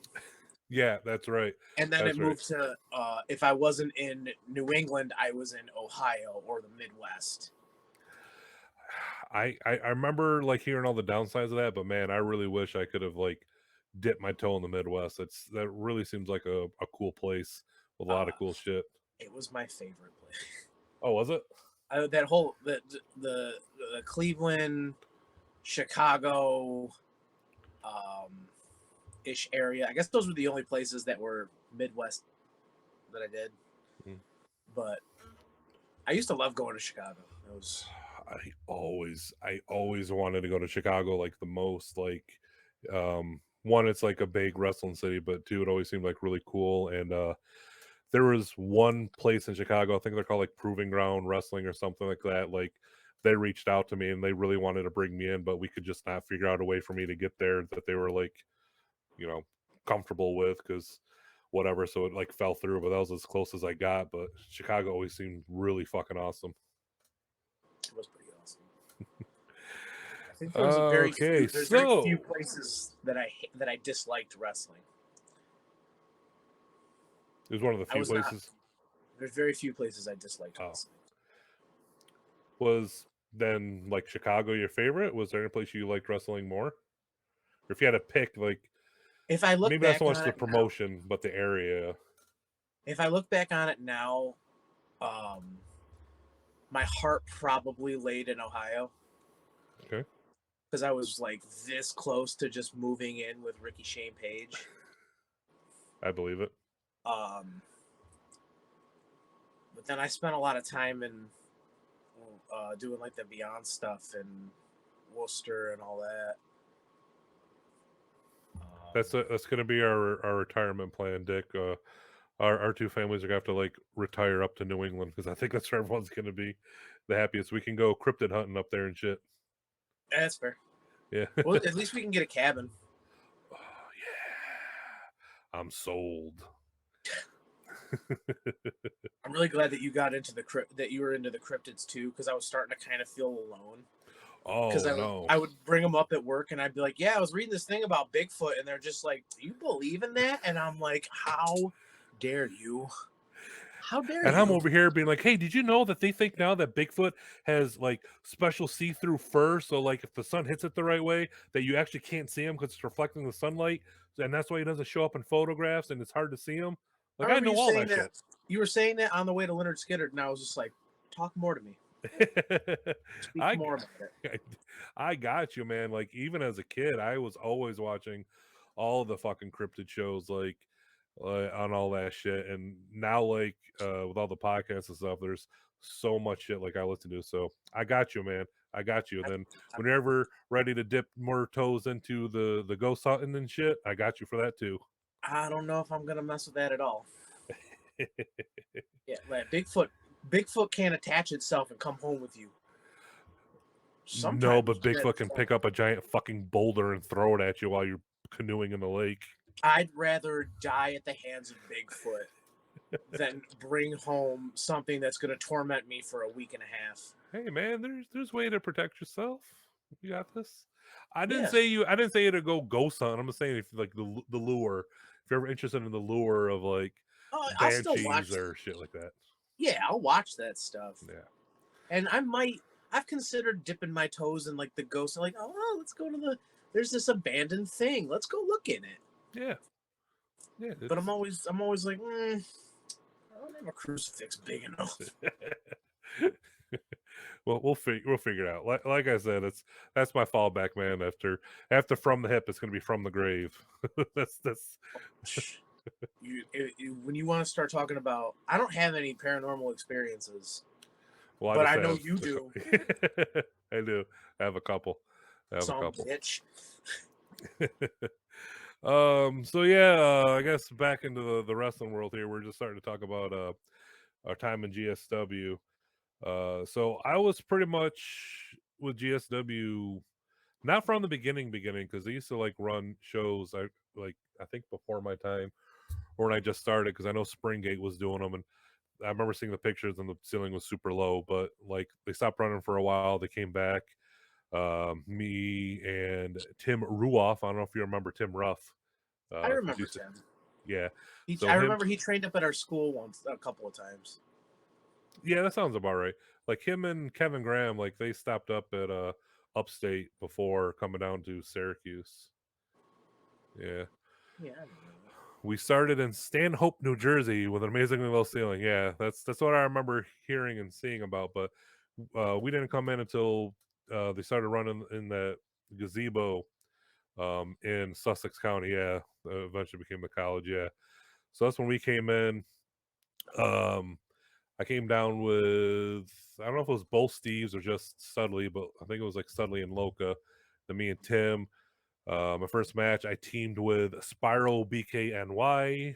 May he rest in peace. And we went against Vin Gerard and Brad. And then from there, it pretty much became a regular for them. Thankfully, they're like my first main company out of 2CW. Do you remember when about you started coming in there? I'm pretty sure it was when we got to run in the Moosic Youth Center there. Yeah, that's when I started coming in there. I don't remember if I just came down with you or if Joey and Durline just said to come down and they'll find something. So I was like, okay. But like pretty early on, they put us together, right? Like we started our feud pretty quick once you got down there. Yeah, I think that might have been the thing because we wanted to do Hoss things, and we couldn't really find a place to do Hoss stuff. Yep. So they're like, "Oh, we'll let you do some Hoss stuff," and we're like, "Okay." So if I remember, I'm pretty sure we had a couple of matches. I think I don't remember which was first, which was second, but the one match I'm pretty sure you were supposed to go over, right? But I still messed up the pin. So when if I remember correctly, we had a random match that was supposed to kind of lead into a series, but things went astray because I gave you a 3-point shoulder tackle from hell, and Durline counted the 3, even though you kicked out, rang the bell, I won. I was like, whoa! The Moosic screw job. How about that? Yeah, because I believe the sentiment was we'll just have the rematch next month or something like that. Yeah, they're like, we'll come back and you can do the match again next month. Like I wasn't mad at like that, like it got messed up and I lost. I was mad that we had like 2 more minutes of Hoss shit that we didn't get to do. No, we only did it. We had way more than 2 more minutes. Was it? Okay. I thought it We was like had 2 or because 3 we minutes. only made it about a minute and a half into the match. Oh, well, fuck. So, Because then the next month is when you broke the ring with yep. me, Yeah. which I still have that piece of wood. I was gonna dig it out for this, but I can't. I think it's with my my keepsakes. Okay. Good. Don't want to lose that shit. Yeah, we totally did the fucking Taz Bam Bam Bigelow spot. It was just a fucking. It was like you came out of the corner, I grabbed you, I gave you a fucking herc, desperate last minute fucking T-bone, barely got you over, and then we just hear. And I was like, "Oh shit, I broke Dick," and Dick's like, "I'm in a hole."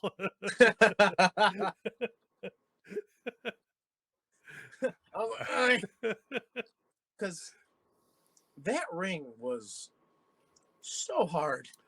Yeah, that was a boxing ring that was refitted to be a wrestling ring. And when I say refitted, I mean they put a spring under it and they're like, you can bump on it now. You could. You could. You should. That ring came from, it was like Taz and the Dudley trainer. I always forget his name. Johnny Rods. Johnny Rods. Yeah, it was a Johnny Rods ring. Yeah, because when they first ran the in the college, they were using somebody else's ring. I'm assuming it was the NEWF ring. And then Johnny bought his own ring from Johnny Rods. The one that we started with was rough, but the second one, Toxic, was an old WWF ring. Okay. We used, Whatever and would have yes, fucking okay, I hurt. remember Noofs, and I remember one time they used Noofs like the first Music show, and then he used his ring, but they still use Noofs ropes because they had the boxing ring ropes that were loose as fuck. Mm-hmm. Then eventually they got cables, and it was better. But I also remember, like, the thing about that is, like, so this was also like the beginning of the band Car. It Like, you was. remember, like, we became a band. It was you, Yep. me, Freddie, and then our circling drummer. Yeah. Sometimes Kevin Graham came along. Sometimes Kevin Graham came along, and like this is where it really started. It was us going down to GSW. Like, it started with me going. The first show in Music, like, Studley was booked. He came with me, and I brought like my cousin along to hang out. But then, like, Kevin Graham, well, he was already getting booked. He just probably couldn't do that show. But then here comes Kevin. Sometimes he didn't make it. We usually made it. Sometimes he didn't. It's like sometimes the Beast would come down. You would be there Friday. So it was always like either people crammed in the back, 3 and 2, or someone couldn't make it or whatever.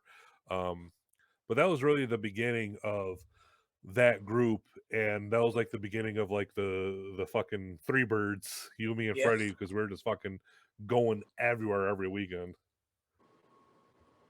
Yeah, that was probably the most fun I had because it was just the three of us, and we would take these awful drives sometimes, but it didn't really matter because we were together, and that's where that iconic picture of that mountain of McDonald's cheeseburgers on the dashboard came from after we did Top Rope. Was it Top That was Rope? Top Rope? Was it Top Rope? Or was it Beyond? I don't think it was Beyond. Because I know there was a couple where me and Freddie were doing the secret shows, and then you were on the Fet shows. Was it one of those? No, because that only happened once. Okay. Because the first, so it must have been Top Rope then. Do you want to wait and save New England for its own era, or do you want to? Because we're still in GSW. Yeah, we are still in GSW.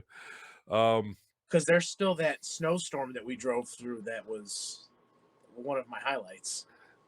Yeah, we still got fucking Canada. Oh God, I forgot about that one. There's so much. So yeah, this is the beginning of the carload, and this is also the beginning of like the feud. So we did these 2 matches, and then things started progressing. And I think we did a couple like tag matches. We mixed some other people in there. I want to say like Stigma might have been. Did you team with Stigma versus me and Yeah, somebody?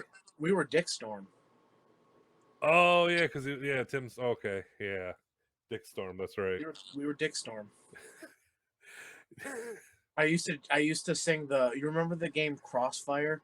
Yes.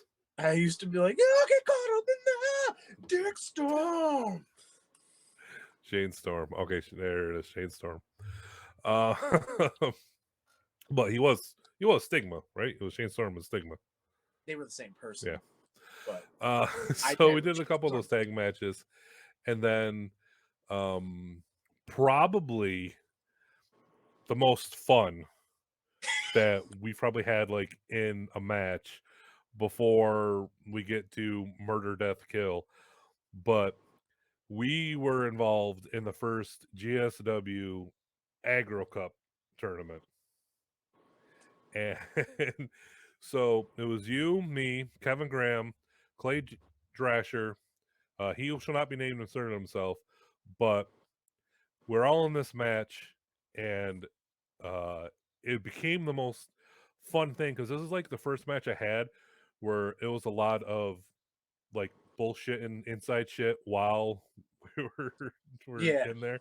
Because there was a spot, I think Kevin Graham had the ladder, and like I run, he bumps me, and I go, "That's one." And then you get up, run, he bumps you, you come down, you're like, "That's two." And then Kevin like throws a ladder at us, and we're like, "That's three." I remember that match was a lot of fun. Do you remember what happened to me in that match? With the handcuffs? No, like a few minutes into the match, it was like 2 minutes. My contact came out. Really? I didn't know that. But my contact lens came out, and I was like, "Fuck, I don't know what to do with it." So I put it in my mouth for the whole match.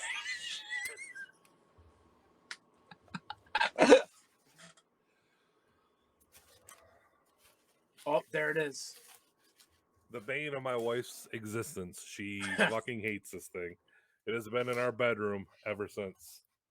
The Agro Cup. So the answer to the question is, I do have it. Dude, you still have it. Yeah, this shit ain't going nowhere. I'll take the physical challenge. Wrong show. Damn it. But wait, hold it back up. I need to take a pic.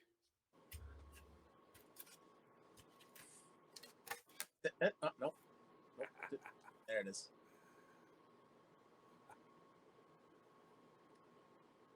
Are you good? Got it. Okay. So the beauty of this thing is like, my wife's getting pissed. She hates it. So you were you there for the diner dinner where it all came up? You remember that? Well, what came up? So we did a show. You talking about I my think that was dinner? someone who was in New Jersey, and we like went out to dinner after, and we're in some diner at this long table, and there's like someone took like a big picture of it, but like the guts came up, and I was just like, man, like someone should totally have like a tournament, and then you win a piece of the aggro crag, and like you could call it like the aggro cup, like it'd be a really cool tournament or whatever. And everyone's like, yeah, that'd be great, that'd be great, that'd be awesome, ha ha ha ha. And then like a couple weeks later, Johnny sends me like a picture, and he's like, I found the aggro crag, we could totally do this now. And I'm like, oh yeah, that'd be great, that'd be funny, ha ha ha. Then a few months later, I see him. Oh, the next GSW show is going to have the first qualifiers for the Agro Cup tournament, the Agro Cup, and I was like, "Oh shit, we're doing this! It's real! It's real!" So I message Johnny. I go, "You're putting me in this tournament." I'm pretty sure that Guts on Paramount Plus. Well, probably everything's on there. Well, Nickelodeon is. I'm gonna have to check that out. Yeah, didn't oh shit, I skipped ahead because I just realized you qualified for the Agro Cup through the dog collar match. Oh yeah. Yeah, I thought they were reversed, but so I think what happened is I wrestled somebody and I qualified. I think I wrestled fuck,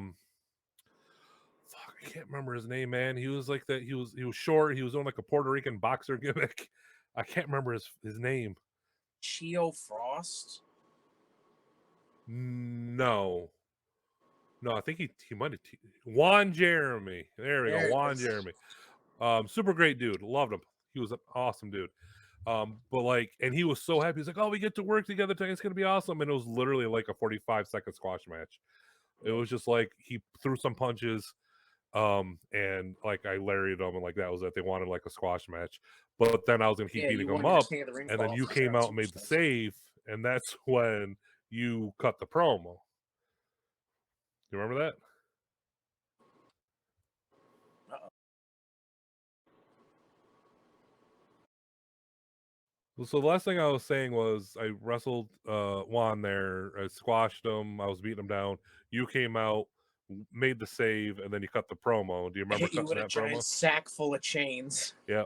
Well, we didn't know it was Change Jack. You just came out. You did the gut and then the over, and then I'm on the outside of the ring. And so you're in the ring, and you got your sack, and you're cutting the promo. And you remember the locker room like came out and cleared us apart because we were brawling and shit.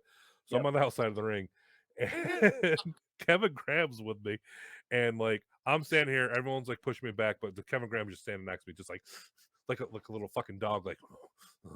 And you're talking, and you're laying out the challenge. And Kevin Graham's going, "You could take him, get in there and kill him. Pun, go in there, Pun, go in there and get him. Yeah, come on, Pun, go in there and get him." Just like egging me on. Go get him, go get him. And then I remember that. yeah, the motherfucker is always trying to make me laugh. And then so you swing the chain around, and then so that was the next show, the Slamming for Joe. Yeah, sounds about right. Yeah, it was like a charity show. It was in the The one that Armory. wasn't in the that was that Bunch wasn't of Anthony got some bigger names Lewis's. on there, and you and me, one on one, my first ever. I don't know if you did one dog collar match. I don't think I did before that. I don't think so. Pun, we never worked against each other, right? Only together. Yeah, I don't think we ever worked against each other, Joey. I don't remember, so I don't think so. So use explosives. Very funny, Ice. All right, so I guess before we get into it, tell me what are your thoughts and feelings on our dog collar match? So I remember at the time, I didn't particularly love it because the crowd was not into it at all. Because they had no idea why these two big men were beating each other up in dog collars. And then, of course, we were talking and we're like, let's try and call this one in the ring. Yep. And then we went for what, 20 minutes? Something like that, yeah. It was long. I remember it was long. It was hot. Yes. And it was painful because they gave us this giant chain. It was so just solid. Yeah, I remember we're like, well, we're gonna do the Roddy Piper Greg Valentine's like beginning, the opening. But like where their dog collars off where they can kind of like do that lean back thing and pull on each other, like we're standing there and the chain so long it's like drooping and touching the middle. We're And trying to do it and we have to grab it. Yep. And you even like I remember like at some point right in the beginning, there like a knot got in the chain. Like there was like this knot in there, and even with the knot, it was still super long. Yeah. So like going in, we knew a few things. Like we knew like someone was getting hanged with it. We knew like, you know, we're gonna whip each other with it and all that shit. And we had the brilliant idea. It was just like, oh, you know, it's the blow off. So like, what if like you don't just do a leg drop, you wrap your leg in the chain and drop the leg? Like that'd be super cool. So yeah, it sounded cool. it did sound cool. Didn't I So put the a thing chair on your head about too this for the is sound? a lot of people in wrestling always say like the better friends you are, like the harder you hit each other, Yeah. you know. And a lot of people don't like get it. Those are like, why is that? And I'm always like, well, it's the trust thing. You know, I was in this match with you, and like I 110% trusted you to do anything. Like Mhm. I knew whatever you did was going to look good, feel like shit, but I'd be okay. Yeah. So I was okay with you doing whatever with it, and because of that, we were able to just. I mean, I had fun in the match. Oh yeah, Like, I had fun. It was one of those ones. I remember afterwards we were both sitting there like just trying to catch our breath. That was one of those ones in the rare occasion where I think I fell asleep on the way home. you know what? Possibly, but I wouldn't blame you. Especially because you were really, really mad at me because you just bought those new shorts and I ripped them. Oh, was I mad at you? Oh yeah. Well, I don't think you're legit heated, but you're just like, what the fuck, pun? I just bought these shorts. Now you ripped the hole in the crotch. Now I Well, got to wear the pants when I wrestle next time. I just wanted to look. So that was after 22 Jump Street came out, and I saw Jonah Hill wearing the blue cop outfit, and I was like, I'm gonna wear shorts from now on because I hate pants. I Yeah, hate them now. yeah, I hate wearing pants. yeah. I know, man. I switched over to those jeans and shit, and I'm just like, when the fuck can I order new gear? I don't want to wear these jeans anymore. Yeah, I just want to go back to baggy pleather pants. That's all I want. With tribal designs on the side, Yeah. made out of pleather. What's up, Lucha? No, the E Lucha special, man. How many of those E Lucha singlets were around? Those were our The equivalent. blue and black and white one. Yep, or the black and red ones. Yeah. Man, everyone had those. But I remember we watched that match back. I think it was last year, or maybe it was earlier this year. I remember watching it and going like, we could have done this in 10 minutes and it would have been really, really, really good. Mhm. But we just kept throwing things at each other. There was two things that hurt worse than anything, and neither of them involved the chain. You Was it the? you had me against the wall I would and say it you was the wall. splashed me, and I remember it just took all the wind out of me. And then I think the worst thing was I was laying on the floor. The floor was hardwood floor, Mhm. and you splashed me on it, and I was positive I died. I thought that was it. I thought I was dead. And we did other stuff where you put the chain on your hand and you did the thing and you did the hangy choke thing and you put the chair up and you went to go Then throw it me fell. into it and it fell and I went, And you also did the thing where you wrapped the chain around my face and it was like in my mouth while you're just like yeah, pulling on the chain. we had that picture. Yes, I love that picture. Yeah, it's like it really like I guess it kind of became a match for us, like to be like we Yeah, did that, you know. yeah, We were given the stage, and I feel like over our careers, especially at this point, like just our matches in general, we probably have plenty of matches where in the background it's like the match is really good. It'd be a lot better if it was in front of a different crowd or the right yeah. crowd or something If like that. that had been in the Moosit crowd where we had been doing all of the build up anyway and not like an hour away, Hmm. it would have felt different, Yeah.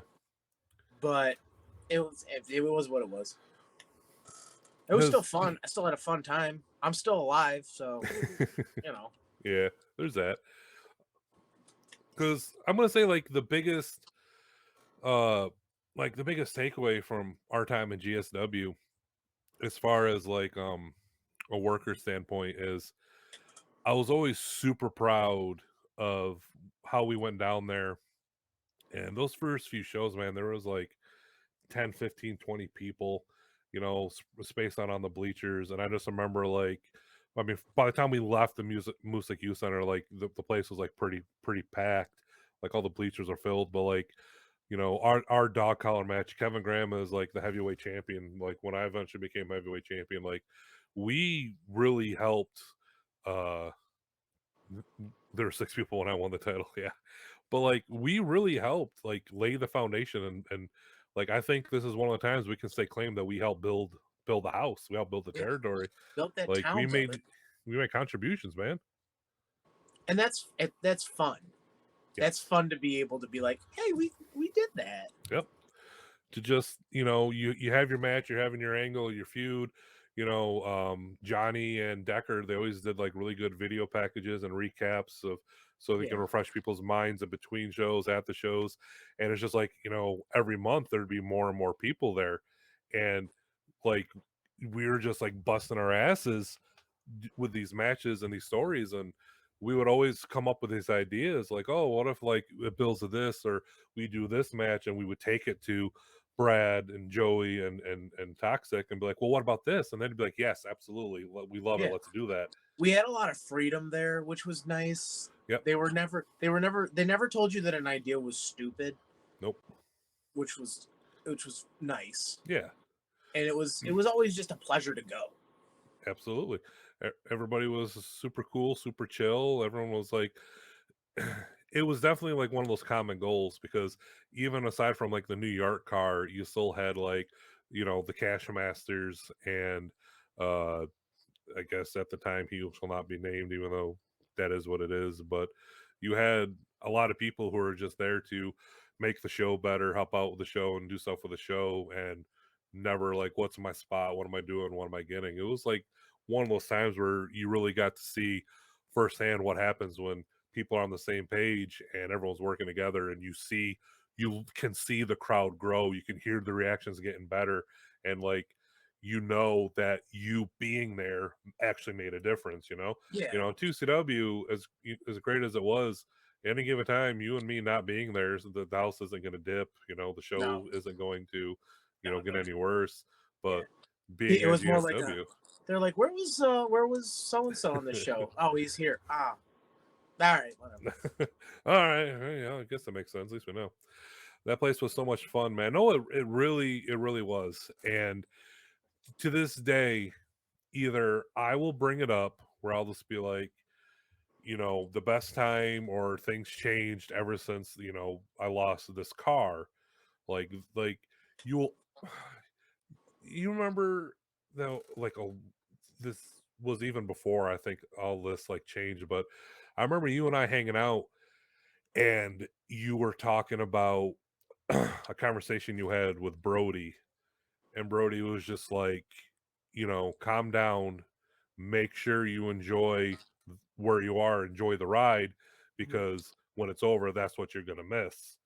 And I think about that all the fucking time, because Yep. I miss these days. I miss those car rides. I miss going to Syracuse, meeting up with everybody, riding these things, listening to the music, playing the games, getting the food, booking the territory, going over, after the show, we get in the car. It's like quiet for like 30 seconds. And then somebody's just like, so, how was your match? Yeah. And then That until was the next Kevin. stop. Kevin always with the, so how was everybody's match? Even if we were all in the same match. Yeah. After the ladder match. So, how was everybody's match? You were there.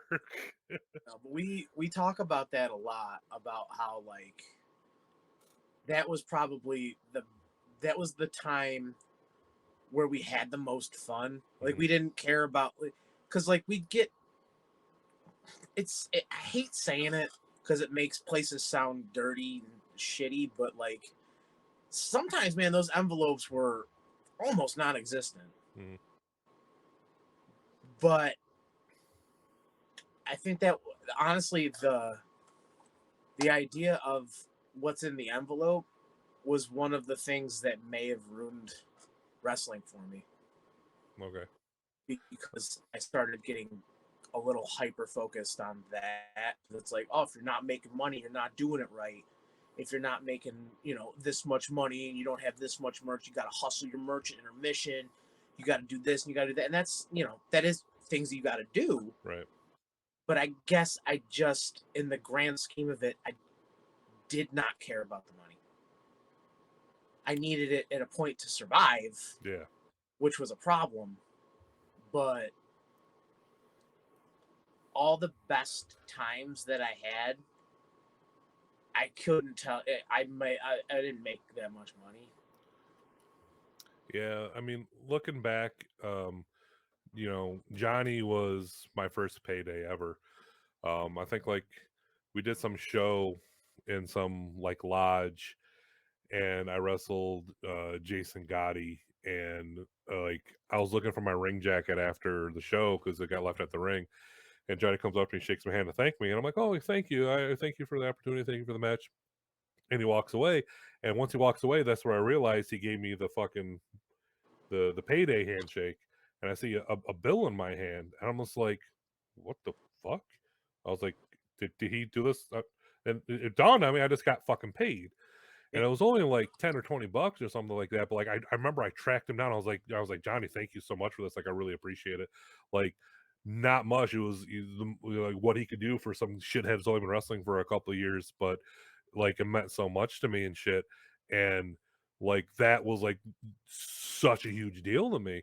And Johnny always took the best care of me that he could. And probably wasn't until after I came back from Japan where like I started like worrying about money more because now my now wife and we had to move into a new place, and all these real world responsibilities are coming up, and it wasn't so much like, okay, I need to make sure I make money. I was like, I need to make sure I don't lose my ass on these trips, Mhm. because now if I'm losing my ass, now my girlfriend, my wife, like now she's suffering, now the kids are suffering, like do I can't do these trips on a whim, like I can't just go and do a Sunday show in New England because the show is super over, but I had to take off of work and I didn't get paid anything because I got paid in exposure. Like I can't do that shit anymore.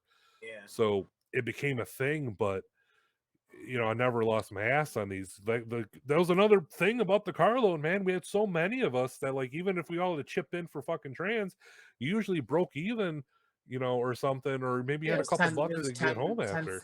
The most we ever paid was when we had to go to like a New England show. It was like what, $20 a person, Yeah. which was the whole envelope. But you get over it. Yeah, you get over it. But yeah, so like I never really look back at GSW and think of it as like a financial burden or a financial mistake. Sometimes I did better than others. Sometimes Johnny could do more than others. Johnny was the first fucking dude who like would either pay me more if I wrestled more than once, or he would pay me more like when we did that ladder match. I think he gave us all like a little extra because we bumped Yes. in the ladders and shit. Yeah, we got a little extra cheese on that Whopper. Yeah. We got it from the dog collar match too. Oh, that's right. Yeah. And then when I started to butt up a little bit, Hmm. we did talk about getting a little extra, but it just never. I did it as long as I could before I had to start for Right. the growth of my. And there was never any hard feelings, which was nice. Hmm. I never had to worry about that. But for the growth of my character, I had to kind of butt out. Yeah. Yeah. Those are sad times where you're off growing at a different rate and doing all that shit, and you weren't around. So it was sad, but um, our car didn't so much die. Just the GSW one was kind of like changed up from time to time, but Yeah. it soldiered on for a while there. Um, But yeah, I would definitely say like when I look back at the best times, the fun times, it's always that car, the GSW rides, the New England rides, the Allentown rides. Like I know we're kind of going backwards, but like do you remember that double shot we did for WXW? It was like it was you and me and Freddie, and then Kevin Graham was meeting up with us the second night. So like we got a hotel, and then we had a you know, checkout was at like 11 or 10 or whatever, but we had like so much time because the show was so close. We like got food, we went to the park, we are playing fucking can jam and shit and just like hanging out Oh, and that was Redneck Can Jam. We were playing it redneck with the can jam. garbage cans. Yep. I remember that because that was GSW, and then we went to the CZW school for a Beyond Secret show. Oh yeah, yeah, yeah. Because you and Kevin did that tag match with was Dan Barry and Monster Mac, and then a couple other guys, and that's where I wrestled LSG. because I remember I had like the toy gun, and I'm like, I'm gonna use this tonight, and I shot his jacket. But for like, and those were like weird. Those were weird takeaways, but I remember that was it was fun because Mhm. was that where we saw those dinosaurs? Yes, yeah, the Pee Wee Herman dinosaurs. Yeah. Yeah.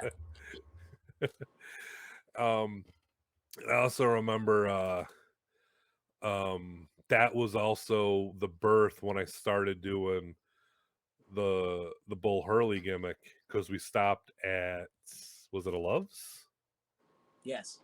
Yeah, and night one I was wrestling a singles match, and I was because we talked about the Bull Hurley gimmick prior, and I was just like, "Fuck it, I'm gonna do this." And I bought a trucker hat, I got my Boonville shirt, I got my sunglasses, and I just came out being Bull Hurley that night, and then it was super awesome. And I took a picture, I sent it to Kevin Graham. I go, "Hey Kevin, this is me now."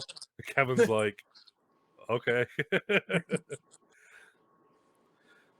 uh, yeah, super fun times.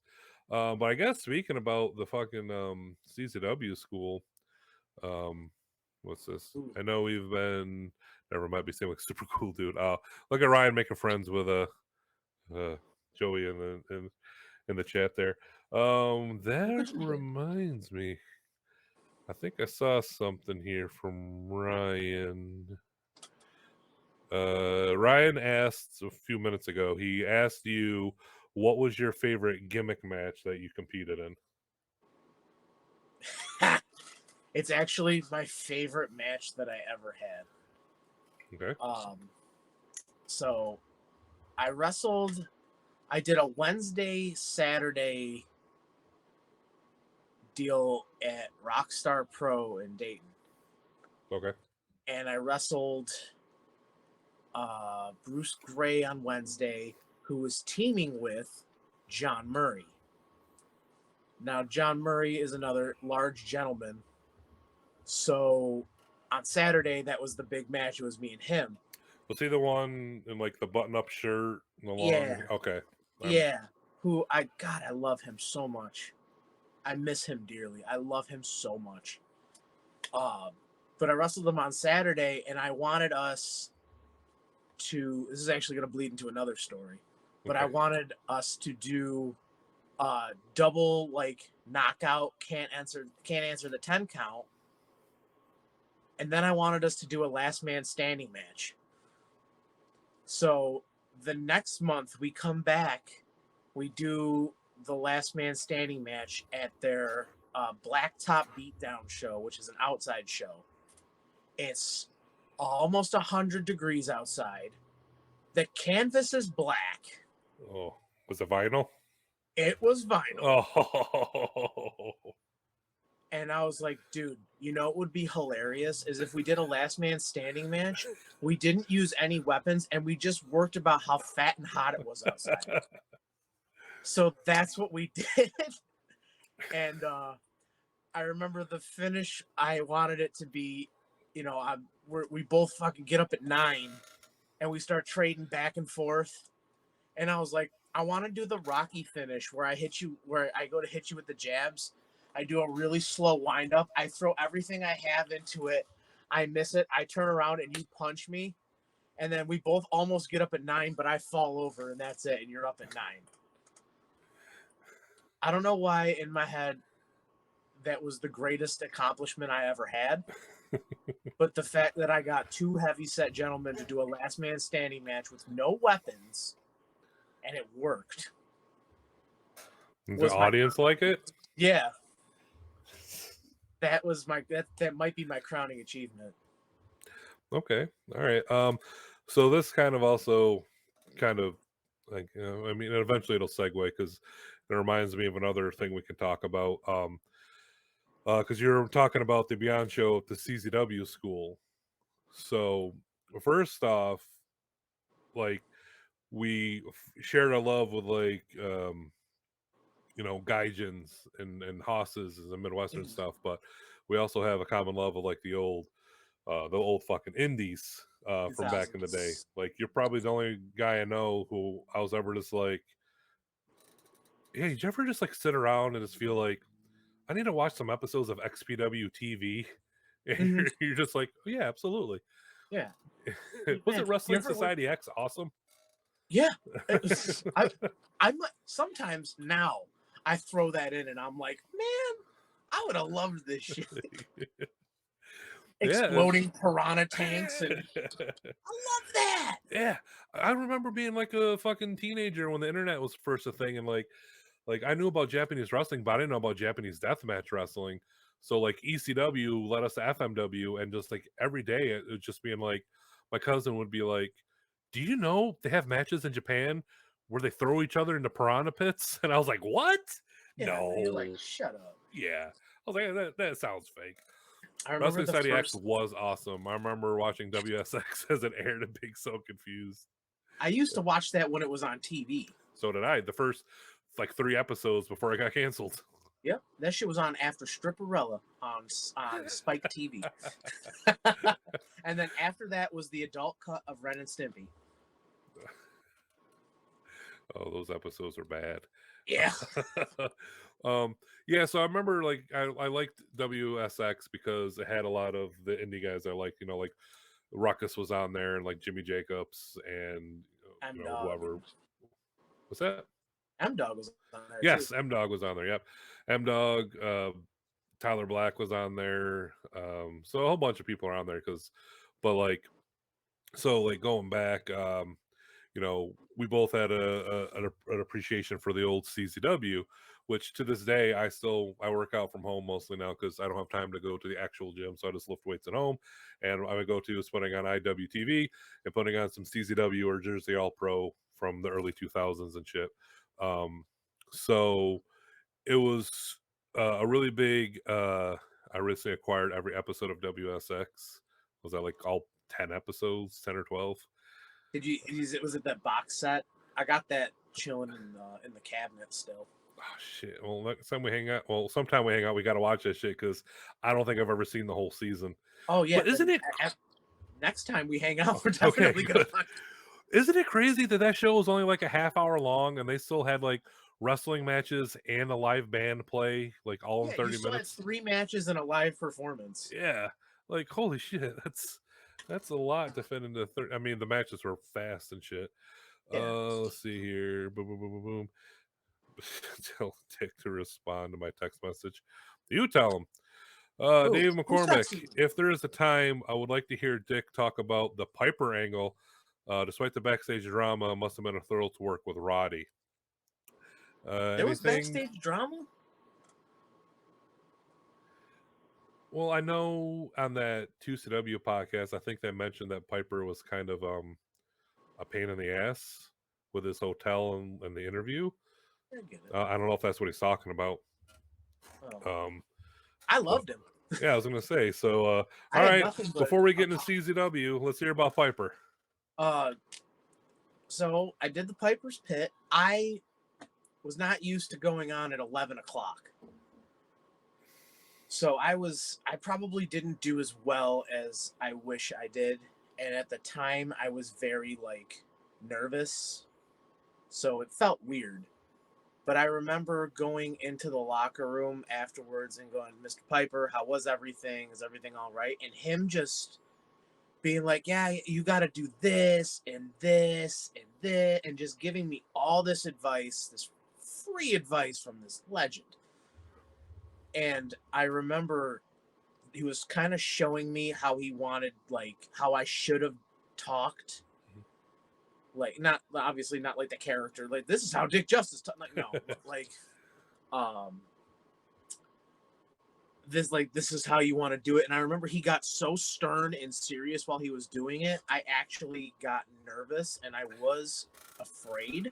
I was like, he's gonna show me how to do this and he's gonna beat me up. But then after he showed me, he was like this close. He was like this close from my face when he was showing me. And he's like, and that's how you need to do it. I'm like, oh, thank you, sir. It wasn't It wasn't my Terry Funk experience, but it was still pretty good. Okay, I'm glad you said that because I was going to ask you about Terry Funk, but before we get to that Terry Funk story, Skyros asked he wants to hear about you being the American badass for 2CW. And when Skyros was Alberto Del Rio. Was he? Because I wrestled him in that match. Yeah. Yeah, and Okay. that was when Del Rio first left WWE, and they're like, oh, everybody will think it's Del Rio, and then Guy Sunshine comes out, and everyone's gonna go, oh, boo. I remember before Josh is like, who has a really shitty car? We need to Yeah. drive it in a real shitty car. So that was just my idea. I thought it would be funny because I was cleaning out my shed one day, and I saw my bicycle, and I was like, man, you know what'd be really funny is if I came out like the American badass on a fucking bicycle. And then I think that was that Rome? Oswego. It was Oswego. Mm-hmm. It was somewhere that I could drive by myself. Yeah, I remember we couldn't ride together because your bike was in the back. Yeah, so I'm like, sorry, man, my bicycle's in the back seat. I can't. And it was something I just wanted to do. That was literally it. I saw a bicycle and I was just like, I think it'd be funny if instead of a motorcycle, I came out on a bicycle. And then you did the special theme music cut. Did you make that? No, that was all you. Because I remember saying something and being like, oh, you should like splice it together. You're like, no, man, I already got it set. So it's like the American badass, and then it cuts in to like my music at just the right time or something like that. I wish I could find that, because if I ever came back to wrestling, I would just do that. Yes, I guess somebody made it for me. I don't remember who it was. It might have been because Johnny Toxic might have done it, because he's the one that cut that obnoxiously long intro out of "I Am the Law" by Anthrax. Okay. That might have been Johnny would do. Yeah, it might have been something he did for me. But yeah, that's Skyros, when the fuck did you dress up as? Didn't you also dress up as AJ Lee for something? I remember you running around in Daisy Dukes in a cut up shirt and being AJ Lee. What was that about? Or am I imagining that? Do you remember that? No, I don't remember that at all. Well, maybe that was a fever dream I had then. Okay, so that's a hell of a fever. Yeah, those Living on the Edge 2015, I think. Okay, I knew what happened. I don't remember why. Maybe she got released too. Same idea. Okay. Okay, so against ISIS. Well, if it got over, man. So Hall of Fame show. Amsterdam, New York. Amsterdam, New York. We're on the show, and we have the Funker himself. Now this is the second time. I don't think it was third. Second time he's been at 2CW, but yeah, he's on the show. He was doing stuff with Axe, Spike, and Steam. Yeah, I think because that was that Shoe CW. Yes, that was Shoe CW. So great show. Things happen. Kevin and I defended the tag titles against Planet Fitness. So then the show's over, and it's like, all right, time to go out to the bar. Colin takes us to some random bar that was like dead, because I think the woman even said she was about to close until we all walked in. Yep. So we all walk in. I think there's like one already drunk dude sitting at the bar, maybe like one or two other people at a table. But we all come in, we sit down to the bar. It's me, it's you, and sitting right between us on the corner is the Funker himself. Oh my god. And I don't usually lose my cool in front of legends. Mm-hmm. I spewed everything out at him. Just like, hey, remember in your book when you said that? And he's like, I don't know, probably. You were legit Chris Farley from that SNL episode. You remember when you were with the Beatles? I'm like, you remember when you were in Florida? That was awesome. But I'll never forget. I've told this story on different podcasts. We were there for about 4 hours. Yep. And he talked to me the whole time. Yep. And I'll never forget him giving. It was all advice. It was just advice. He's like, you need to get in a singlet with the pants, like Sergeant Slaughter, and you need to dye your hair blonde like Dick Slater, and you need to be Dirty Dick Justice. That's where it started.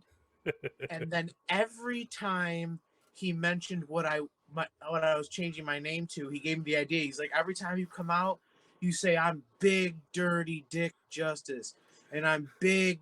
Then next time you call him Big Dirty Dastardly Dick Justice. And then after that, you're Big Dirty Dastardly Rotten Stinky Weasel Dick Justice.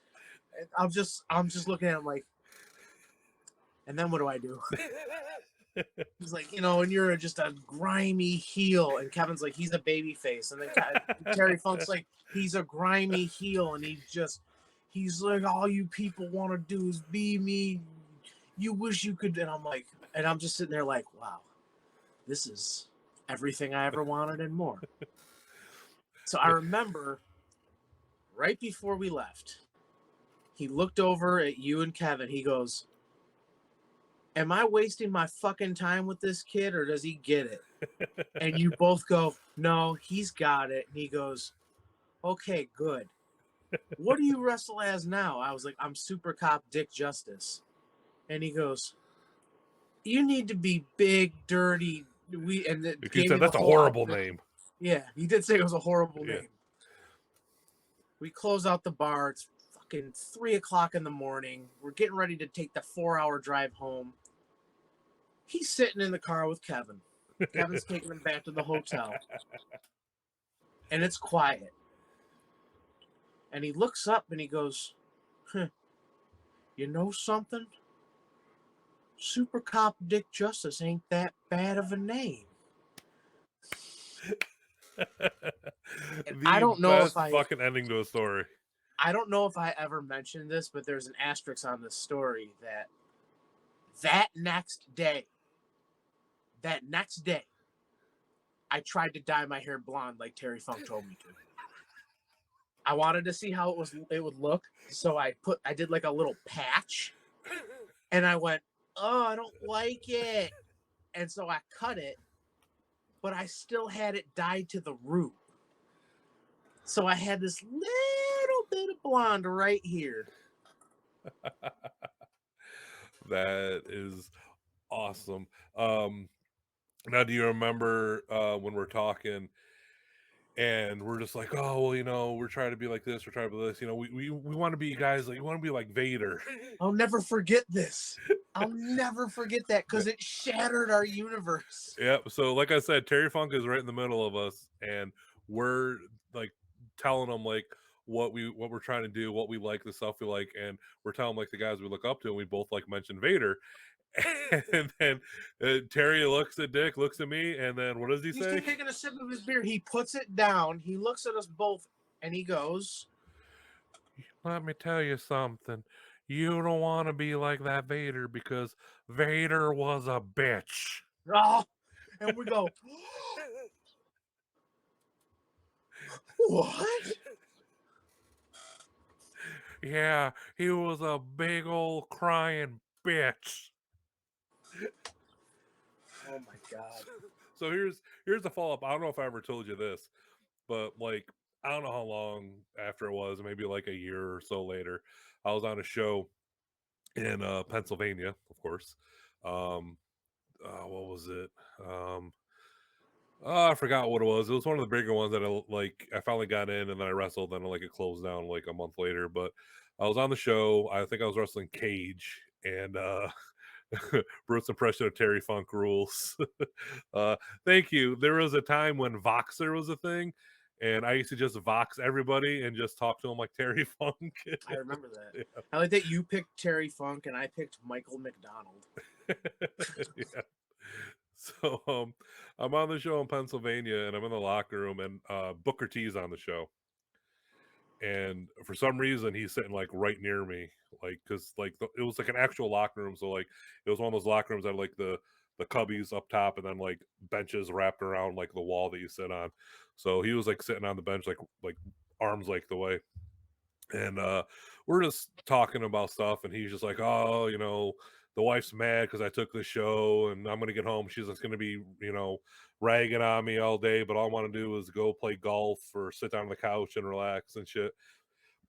And I don't know how it came up, but Terry Funk came up, and I told him that story. And I told him, I was like, yeah, me and my friend Dick, we were talking to him, and we brought up Vader, and he's like, Vader's a bitch. And Terry Funk just laughs, or Booker T laughs. He goes, he's 100% right. Vader was a bitch. I didn't know that. Yeah, he goes, I used to be in like a back in the locker room, and Vader would just like walk into a locker room where all the jobbers were, and he would just like point at him and be like, I want to work him, and I want to work him. And he's like, he just go out there and just fucking kill him. But Booker T corroborated the story, and then just broke my heart even more. I don't care. I still love Vader. Oh, so do I, 100%. Even after I did the show with him, and it wasn't what I wanted it to be. I just wanted to take a picture with him, and he was charging people to take pictures, which I get, but like, Yeah. I was just like, this isn't what I wanted. See, like my story with Vader, I only met him once, and I was a kid. I was in 7th grade, and we were told that there's going to be a WWF wrestler coming to town to Oneida. Actually, Oneida, not Syracuse, not Utica, but coming to Oneida at a Herb Phillipson's Army surplus store. And no one knew who it was, but the rumor was it was Owen Hart. It was like, oh my God, Owen Hart's going to be here and all this shit. So everyone showed up just on um, the news that someone from the WWF was there, and it turns out it was Vader. And so Vader's in fucking Oneida, New York on some random fucking weekend at a Herb Phillipson's. No one probably knows what that is, but it was just a store in Oneida, had a few chains in some other places, and they just sold Army surplus shit. So you can buy like machetes and canteens and shit like that. Ryan knows, he's just from Rome. So he's there, he's signing the autographs, and just he's cool.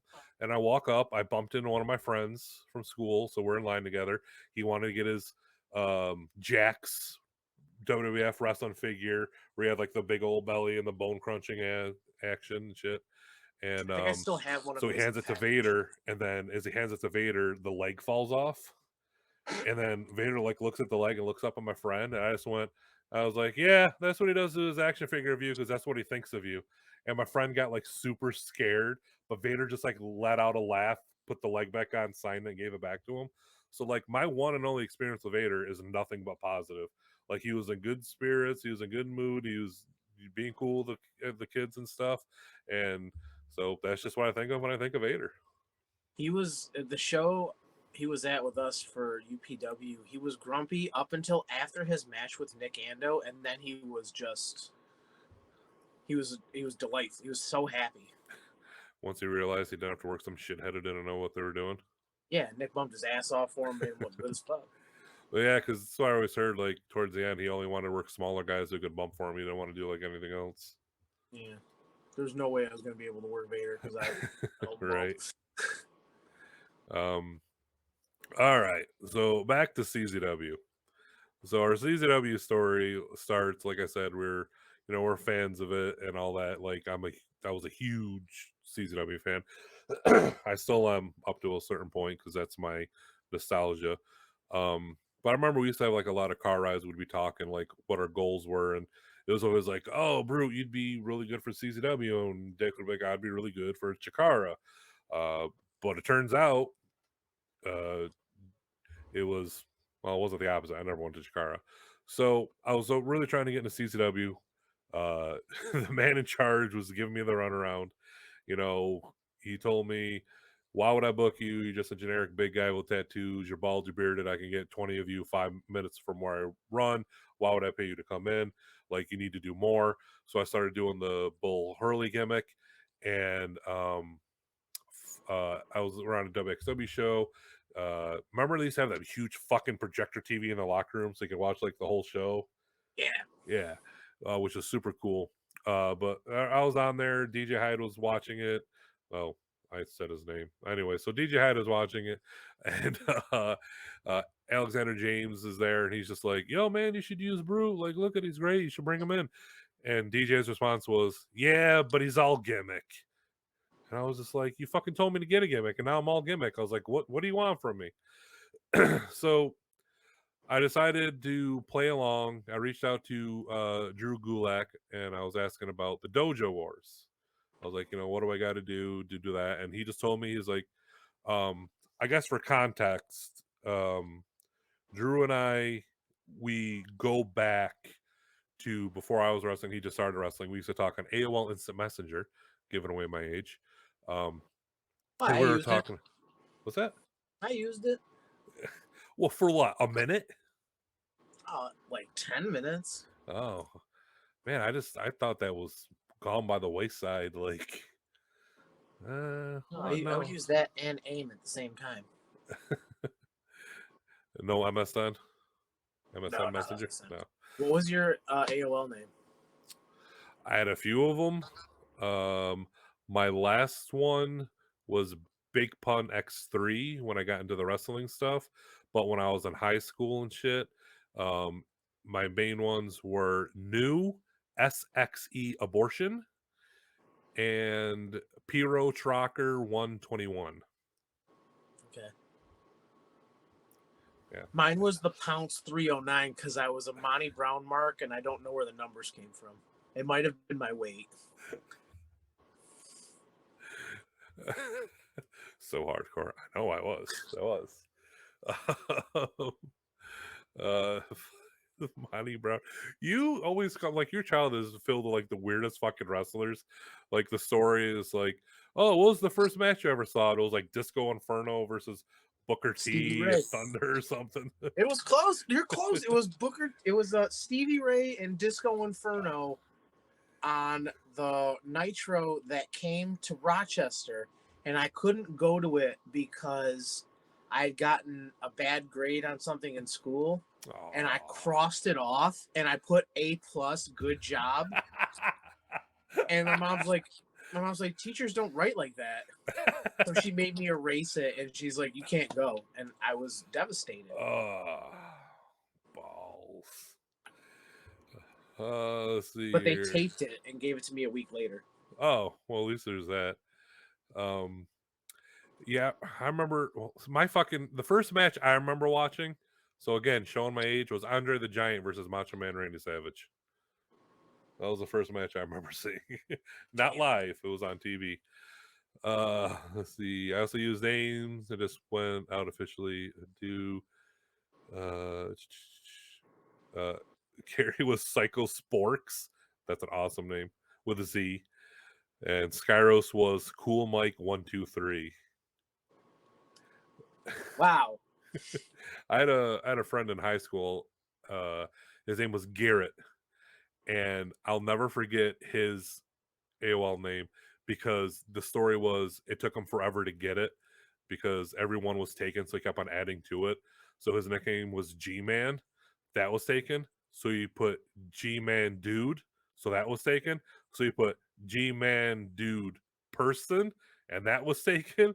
So his name was G Man Dude Person 1. Like that was his AOL name, and I thought it was so funny. You ever thought about putting his weight as numbers? No, it probably would have been G-Man Dude Person 109. Dude was tiny. So I reach out to Drew. We have a history of talking to each other on AOL. He actually tried to get me to come and train down at CZW when I was telling him I was looking to start training. But obviously I went to Syracuse. I guess the fun story, this will kind of lead to it, but you've probably all heard me tell it. But he was the one I was talking to where CZW, John Zandig, and Pancos like got into an argument. They stopped doing business, so they couldn't use their logo anymore. So Drew asked me to design some logos. He'll show it to Zandig, and they ended up taking two logos, the C and the W from one, and the Z from the other one, merged them together. So that CZW logo that you saw for the past fucking 20 years until it just got changed, that was done by me. So basically, he just said, whenever you come down, he's like, you got a spot you can work. And Dojo Wars were on Wednesdays. As I said, at this point, I have a girlfriend, and we're doing shit. So I call up the only person in the world I can think of who, if I went, hey, do you want to drive to New Jersey on a Wednesday night and do a CZW school show for no money, and would say yes. So I called up Dick. And Dick, what did you say? I guess. So off we go. I didn't think I fit. I was like, you fit. I don't fit. I was like, there's no way they would ever even consider using me in CZW. There's no way. There's not a snowball's chance in hell. Nope. Now, if this was like a Chikara Dojo Wars, I might have a shot. But this is CZW. I do not fit the mold at all. So we drive to New Jersey. We get to the building, and we walk in, and Drew's super cool. I'm not sure if at that point I knew many of the people there. I remember us meeting Preacher and him being super interesting. That's where I first met Rex Lawless. And no, I think LSG was there. Wasn't LSG there? Probably. Yeah, I think he was there. So he might have been like, I think him and maybe, I don't know if Tim Hughes was there then, but I remember them. So we get there and we go up, we talk to Drew, and then we go up and talk to DJ. Dick, what do you remember about your first interaction with DJ Hyla that night? I don't. You remember. All I remember was you went up, you introduced yourself to DJ. So like I already knew him. I talked to him because I went to a show in Binghamton one time just so I could talk to DJ because I really, really, really wanted to work for CZW, like a lot. So I kept on hounding him until he booked me. So I was just going to fucking shows I was booked on that he was, just so I could fucking hound him because that's what you do. So DJ knew me, probably wasn't too happy to see me. He's probably like, oh God, this fucking guy. So then, yes, please. That one. Yeah, that one. Why are you giving me baby grippy hands? You're like, and so I say my highs, and then Dick Justice goes over and it's like, hi, I don't know. I think you're like, because you're not one of those dudes that introduced himself with his gimmick name. So No, I'm sure you said John, Dick Justice, and explained to him. And DJ just goes, of course, I know who the fuck you are. I know you. And you're like, oh, I didn't think you did. And then like later in the night when it was over, leaving, and he was talking to you, and he was like, I don't know who the fuck you were before tonight. And you're just like, wait a minute. You just told me you did. Yeah. And the only reason I went down is because you needed somebody to drive with, and I was like, all right, yeah. I got nothing to do except work 8 hours, so I'll just call it. That's what I did. I called in. I was like, I don't feel good. I'm not going to feel good tomorrow either. I'm going to feel really not good tomorrow. So we did like an 8-man tag, I believe. Yeah, 8-man. 8 or 10. I would say it might have been 10. Opposite teams. All I really remember about this match is what you were talking to me about yesterday, where we did the Stone Cold Stunner party. Yeah. And I wanted to do a diamond cutter. Yep. So I think like the end was you did the diamond cutter, you were like this, and then you went bang, and I think I booted you in the face. I think that might have been the end of it. I think you ate something. Yeah, so it was a fun match. I don't remember much of it. I remember just having fun or whatever. So it was literally one of those matches where I like you know how sometimes you're in like one of those multi-man matches and you're just not feeling anything. Yes. I remember I was literally like, I don't care if I get in this. Have a good night, Joey. Thanks for stopping by. It was fun. Hope to see you again next time. Have a good night. Bye, Joey. Who was it that was who texted me that I never answered? That was Joey. Oh, tell him to text me again. Joey, text him again, he said. Yeah, so I know what you're talking about. There's a lot of like dudes in there I didn't know. There's a lot of like weird shit going on.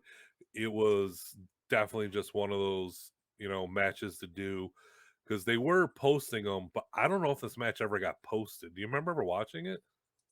No. Yeah, I don't know if it ever got posted.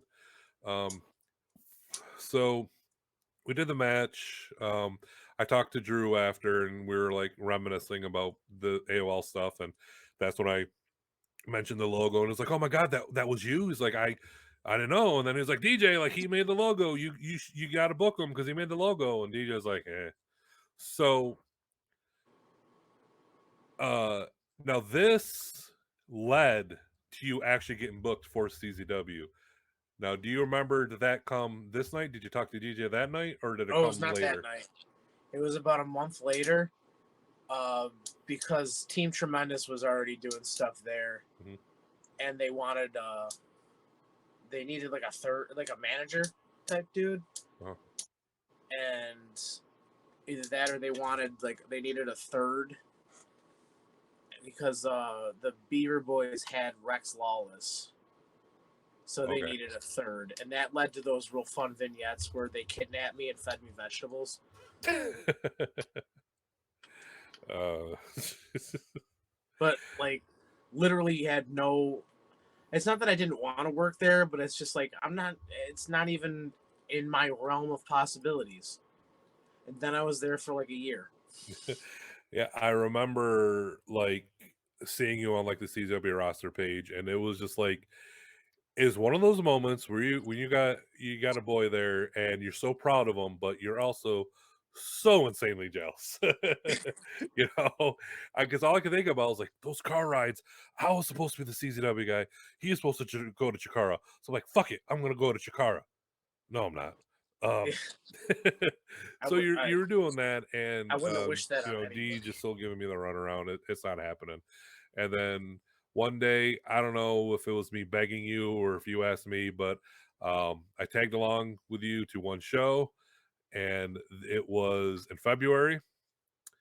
And I already remember, like, I was planning on going. They already talked about it, and I think like maybe a couple days after they announced they're moving the show from New Jersey to the ECW arena, Yes. and I got super pumped, like just to like be there. And you were in a 6-man tables match, right? Was that the tables match? I'm pretty sure that was a tables match. Were you there when I hurt my leg? Yes. Okay, cool. Then yeah, that was it. Because Yeah. that was the match. That was the last time I ever did the moonsault from the apron, because I did it sloppy, Yep. and everybody was standing here, and I went over this way. Yep. I was like, ooh, Yeah. here I go. Whee.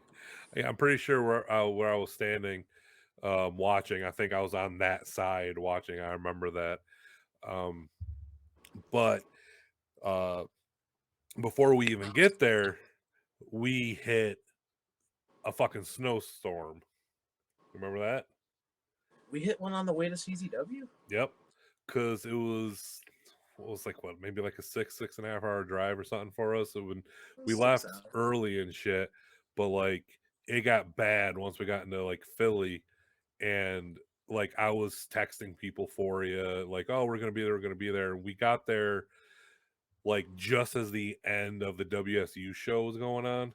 Because Oh I yeah, yeah. remember the last match going on or whatever, but we got there and a bunch of people couldn't make the CZW show. And I remember Alexander James and Greg Excellent, like they were supposed to wrestle each other, and their flight couldn't get out of Maryland or something like that. So I went up to DJ and I'm like, hey man, I know you're like real short on wrestlers. A lot of people are canceling. I just want you to know I got my gear bag in the car. If you need anything from me, like a match, a stand-in, a security, whatever you need to do, I'm here. I want to help out, want to do shit. And he was just like blowing me off. And I remember you just being like, "Did you get anything? Are you doing stuff? Did you get on?" And I was like, I don't think so. I don't think he's because at the time they're one of the people in the beginning who were doing like those pay-per-view type of deals. So all Yeah. their shit was like streaming somewhere. So I wasn't getting put on. So I remember I sat down on this like bench thing. I'm sitting by like all these chairs near like the gorilla, and Drew came over to me and was like, "Hey man, you got your stuff?" And I'm like, "Yeah, I do." He was like, "All right, man, grab it. We're gonna do something." I'm like, "Fuck yeah!" So I asked you for the keys, run to the car, grab my gear bag. I'm running through that fucking parking lot where people used to shoot the fucking gangsta promos and shit. Coming through the door, throwing my shit on. He's literally telling me as I'm putting my boots on what we're doing. As soon as I'm dressed, I'm immediately going through the curtain. I'm with, I think at the Right. time he was wrestling as Ryan Rush. Yeah. Was that him? Yeah. And He we're was going. now he's Ryan. He was Ryan Galeone, I think. Yeah, that sounds right. And we're going against. Oh God, I can't remember what they called now, like the crew or They something. were I the don't rep. know. The rep. The rep. That's what it is. So we go out there. Um, I get to do the match. There's a couple 2CW fans, so there was like a very small 2CW chant um, that was drowned out by the "Please don't come back" chant, which actually warmed my heart because as a CZW and ECW fan, I eat that shit up. Did the match, went back, thanked Drew. Drew was like, "Oh, don't thank me," it was all Deej. So I went and thanked DJ, and he's like, "Yeah, that wasn't me," and then walked away. And I'm just like, "Well, thank you, somebody." But thank you, Dick. You brought me. You brought me there. You got me on CZW, man. You got I me did on it. that show. I did a thing. You did a solid. You did me right, man. I had to. That was my payment for getting me on to Keystone Wrestling all those years ago. It was a fair trade. Keystone at Grants Martial Arts, CZW, at the ECW Arena. Yeah, with Same thing. interest, Same thing. Oh shit. Buddy, we might have to make this a two-parter. Yeah, I was just about to say. I think we're gonna put a cork in it, and we're gonna have to hit up some 2CW in Canada and New England next time. But before I can let you go, you know the rules. So before we get out of here, chat, I need 3 wrestlers. Um, they first 3 I see, or the first one I take could be any wrestler from any promotion, any era. Could be as specific as you would like. So if you want to say Surfer Sting or Crow Sting, you can get that specific. Dick, you know a game we're playing here. This is one of our road games. So we're gonna do this, and then we're gonna do my rapid fires, and then you'll be free to go. All right. I mean, So I don't SCC want to, but I had to. It's it's just there's so much ground to cover. I know. I'm with you. Like we haven't hit New England. We haven't talked about NWA Dog. Oh fuck. Fuck. Yes. Yep. This. Yeah. All right. Two-parter. All right. So while I'm waiting for these 3 wrestlers to come in, here we go.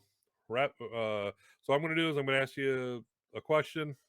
It's kind of rapid fire, but just then you're just gonna answer to your best abilities.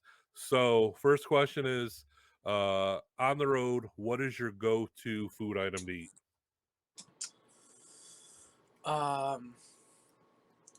Planters peanut butter trail mix. Okay. All Does it right. have to be snack or like actual food?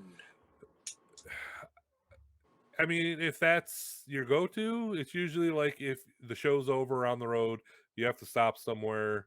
What you're typically going to order, or what's your favorite thing to order, or I whatnot. mean, But if if it's a gas station, it's gonna be Planters peanut butter trail mix. If it's like, oh man, nothing's open, you go to McDonald's, you get as many McDoubles as you can get out of your envelope, and you eat them until you get sick. there you go. Which reminds me, we talked about GSW. We didn't even get to the Petra story, so part 2 is starting with Oh, Petra. brother, that's such a good story. Yep. All right. On the road, go to music style or radio station.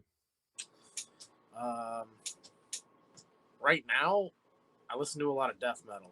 Death metal. Okay. Back then, it was probably a lot of what they would listen to when they were driving to, like, it was something that like Michael Hayes would listen to. Like, it was going to be Leonard Skinner and the Eagles Yep. and Judas Priest and things like that. I don't know if he would listen to Judas Priest, but it would have been the classic rock. You're on the road, you're listening to a podcast. What's your go-to podcast?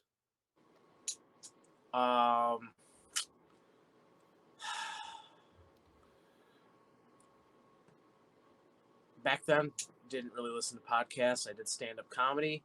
Right now, probably either Haunted Places, Freaky Folklore, and it's like a True Encounters where they talk about like paranormal stuff and skinwalkers and all that other stuff. I forget what the heck it's called though. I listen to it every week. You'd figure I'd know, but I have so many of them saved that. All right. Go to car karaoke song. Oh, brother, it's always been Freebird Road. Hell yeah. Hell yeah. All right. So last thing. Barry tag feud. And you got some interesting ones. Okay. So your choices are Terry Funk, Okay. Fandango, Okay. and Garrett Holiday. You don't got to be nice to him just because he's in the chat. Yeah, but he's your partner.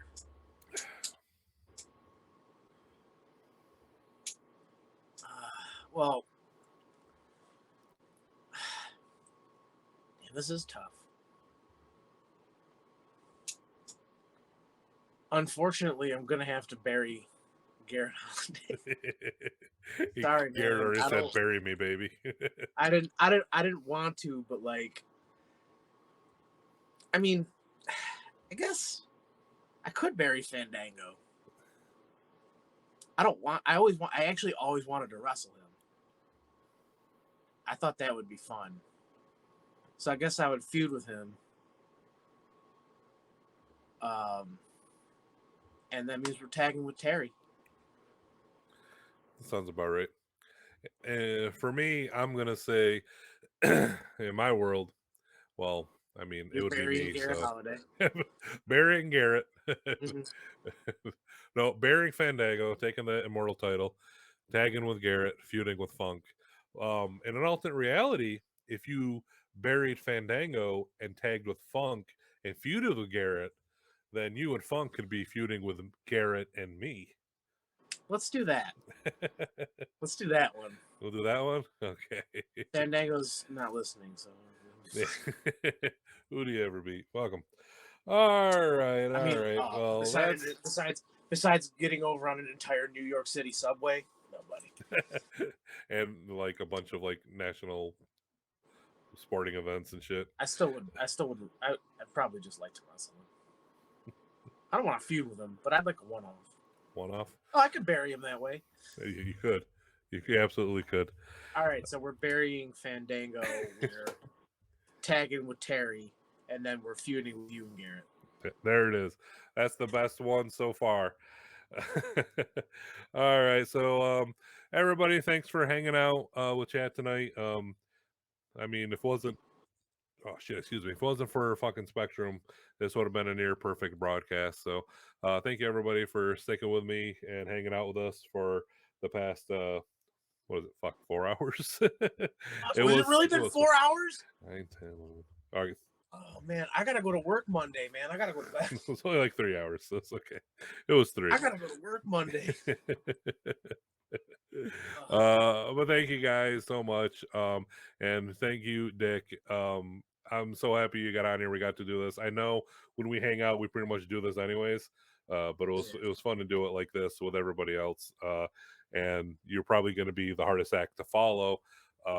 But next week we're going to try because I want to be back here next Friday, 9 p.m. Eastern Standard Time. And my guest is going to be old Rusty Hardwood himself, Justin Parker Cosmo. He's going to be on here, and we're going to be telling some tales about being in the trenches and fucking doing some ring crew and shit. So that shit's going to be fun. But Give him a kiss Superman, for me. what's that? Give him a kiss for me. Oh, I will. I will definitely give him a kiss. And Dick, we will definitely schedule part 2. You're going to be my first 2-parter because, man, holy shit. I can't believe we just talked for 3 hours and we literally only like hit like only the first few years of our shit, man. That's insane. Yeah, there's still the snowstorm in New England. There's still Where I the lost King my of the mind. Road country fried steak. Yep. There's sleeping on Duraline's couch. There's Sleeping in the IWS sleeping dojo in the rig. IWS school. There's the snowstorm coming back from that shit. All right. This is going to be an epic series, guys. So I promise I will have Dick Justice locked in for part 2, and then we're gonna have so much more shit. So Dick, thank you so much again, man. I appreciate it. I know you're not in the ring anymore, but you got anything you want to plug? Any competitions coming up? Any social medias? I don't really use social media anymore. Good man. It's just a terrible place.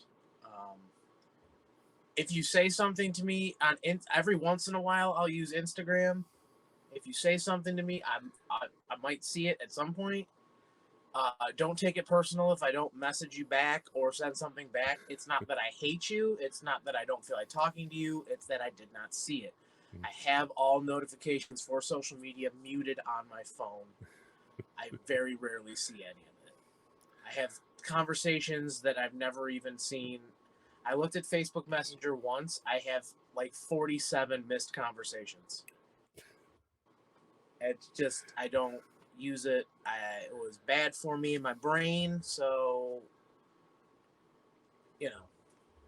if you message me, I'm sorry I don't get back to you. But if I see it, I'm going to say what's up.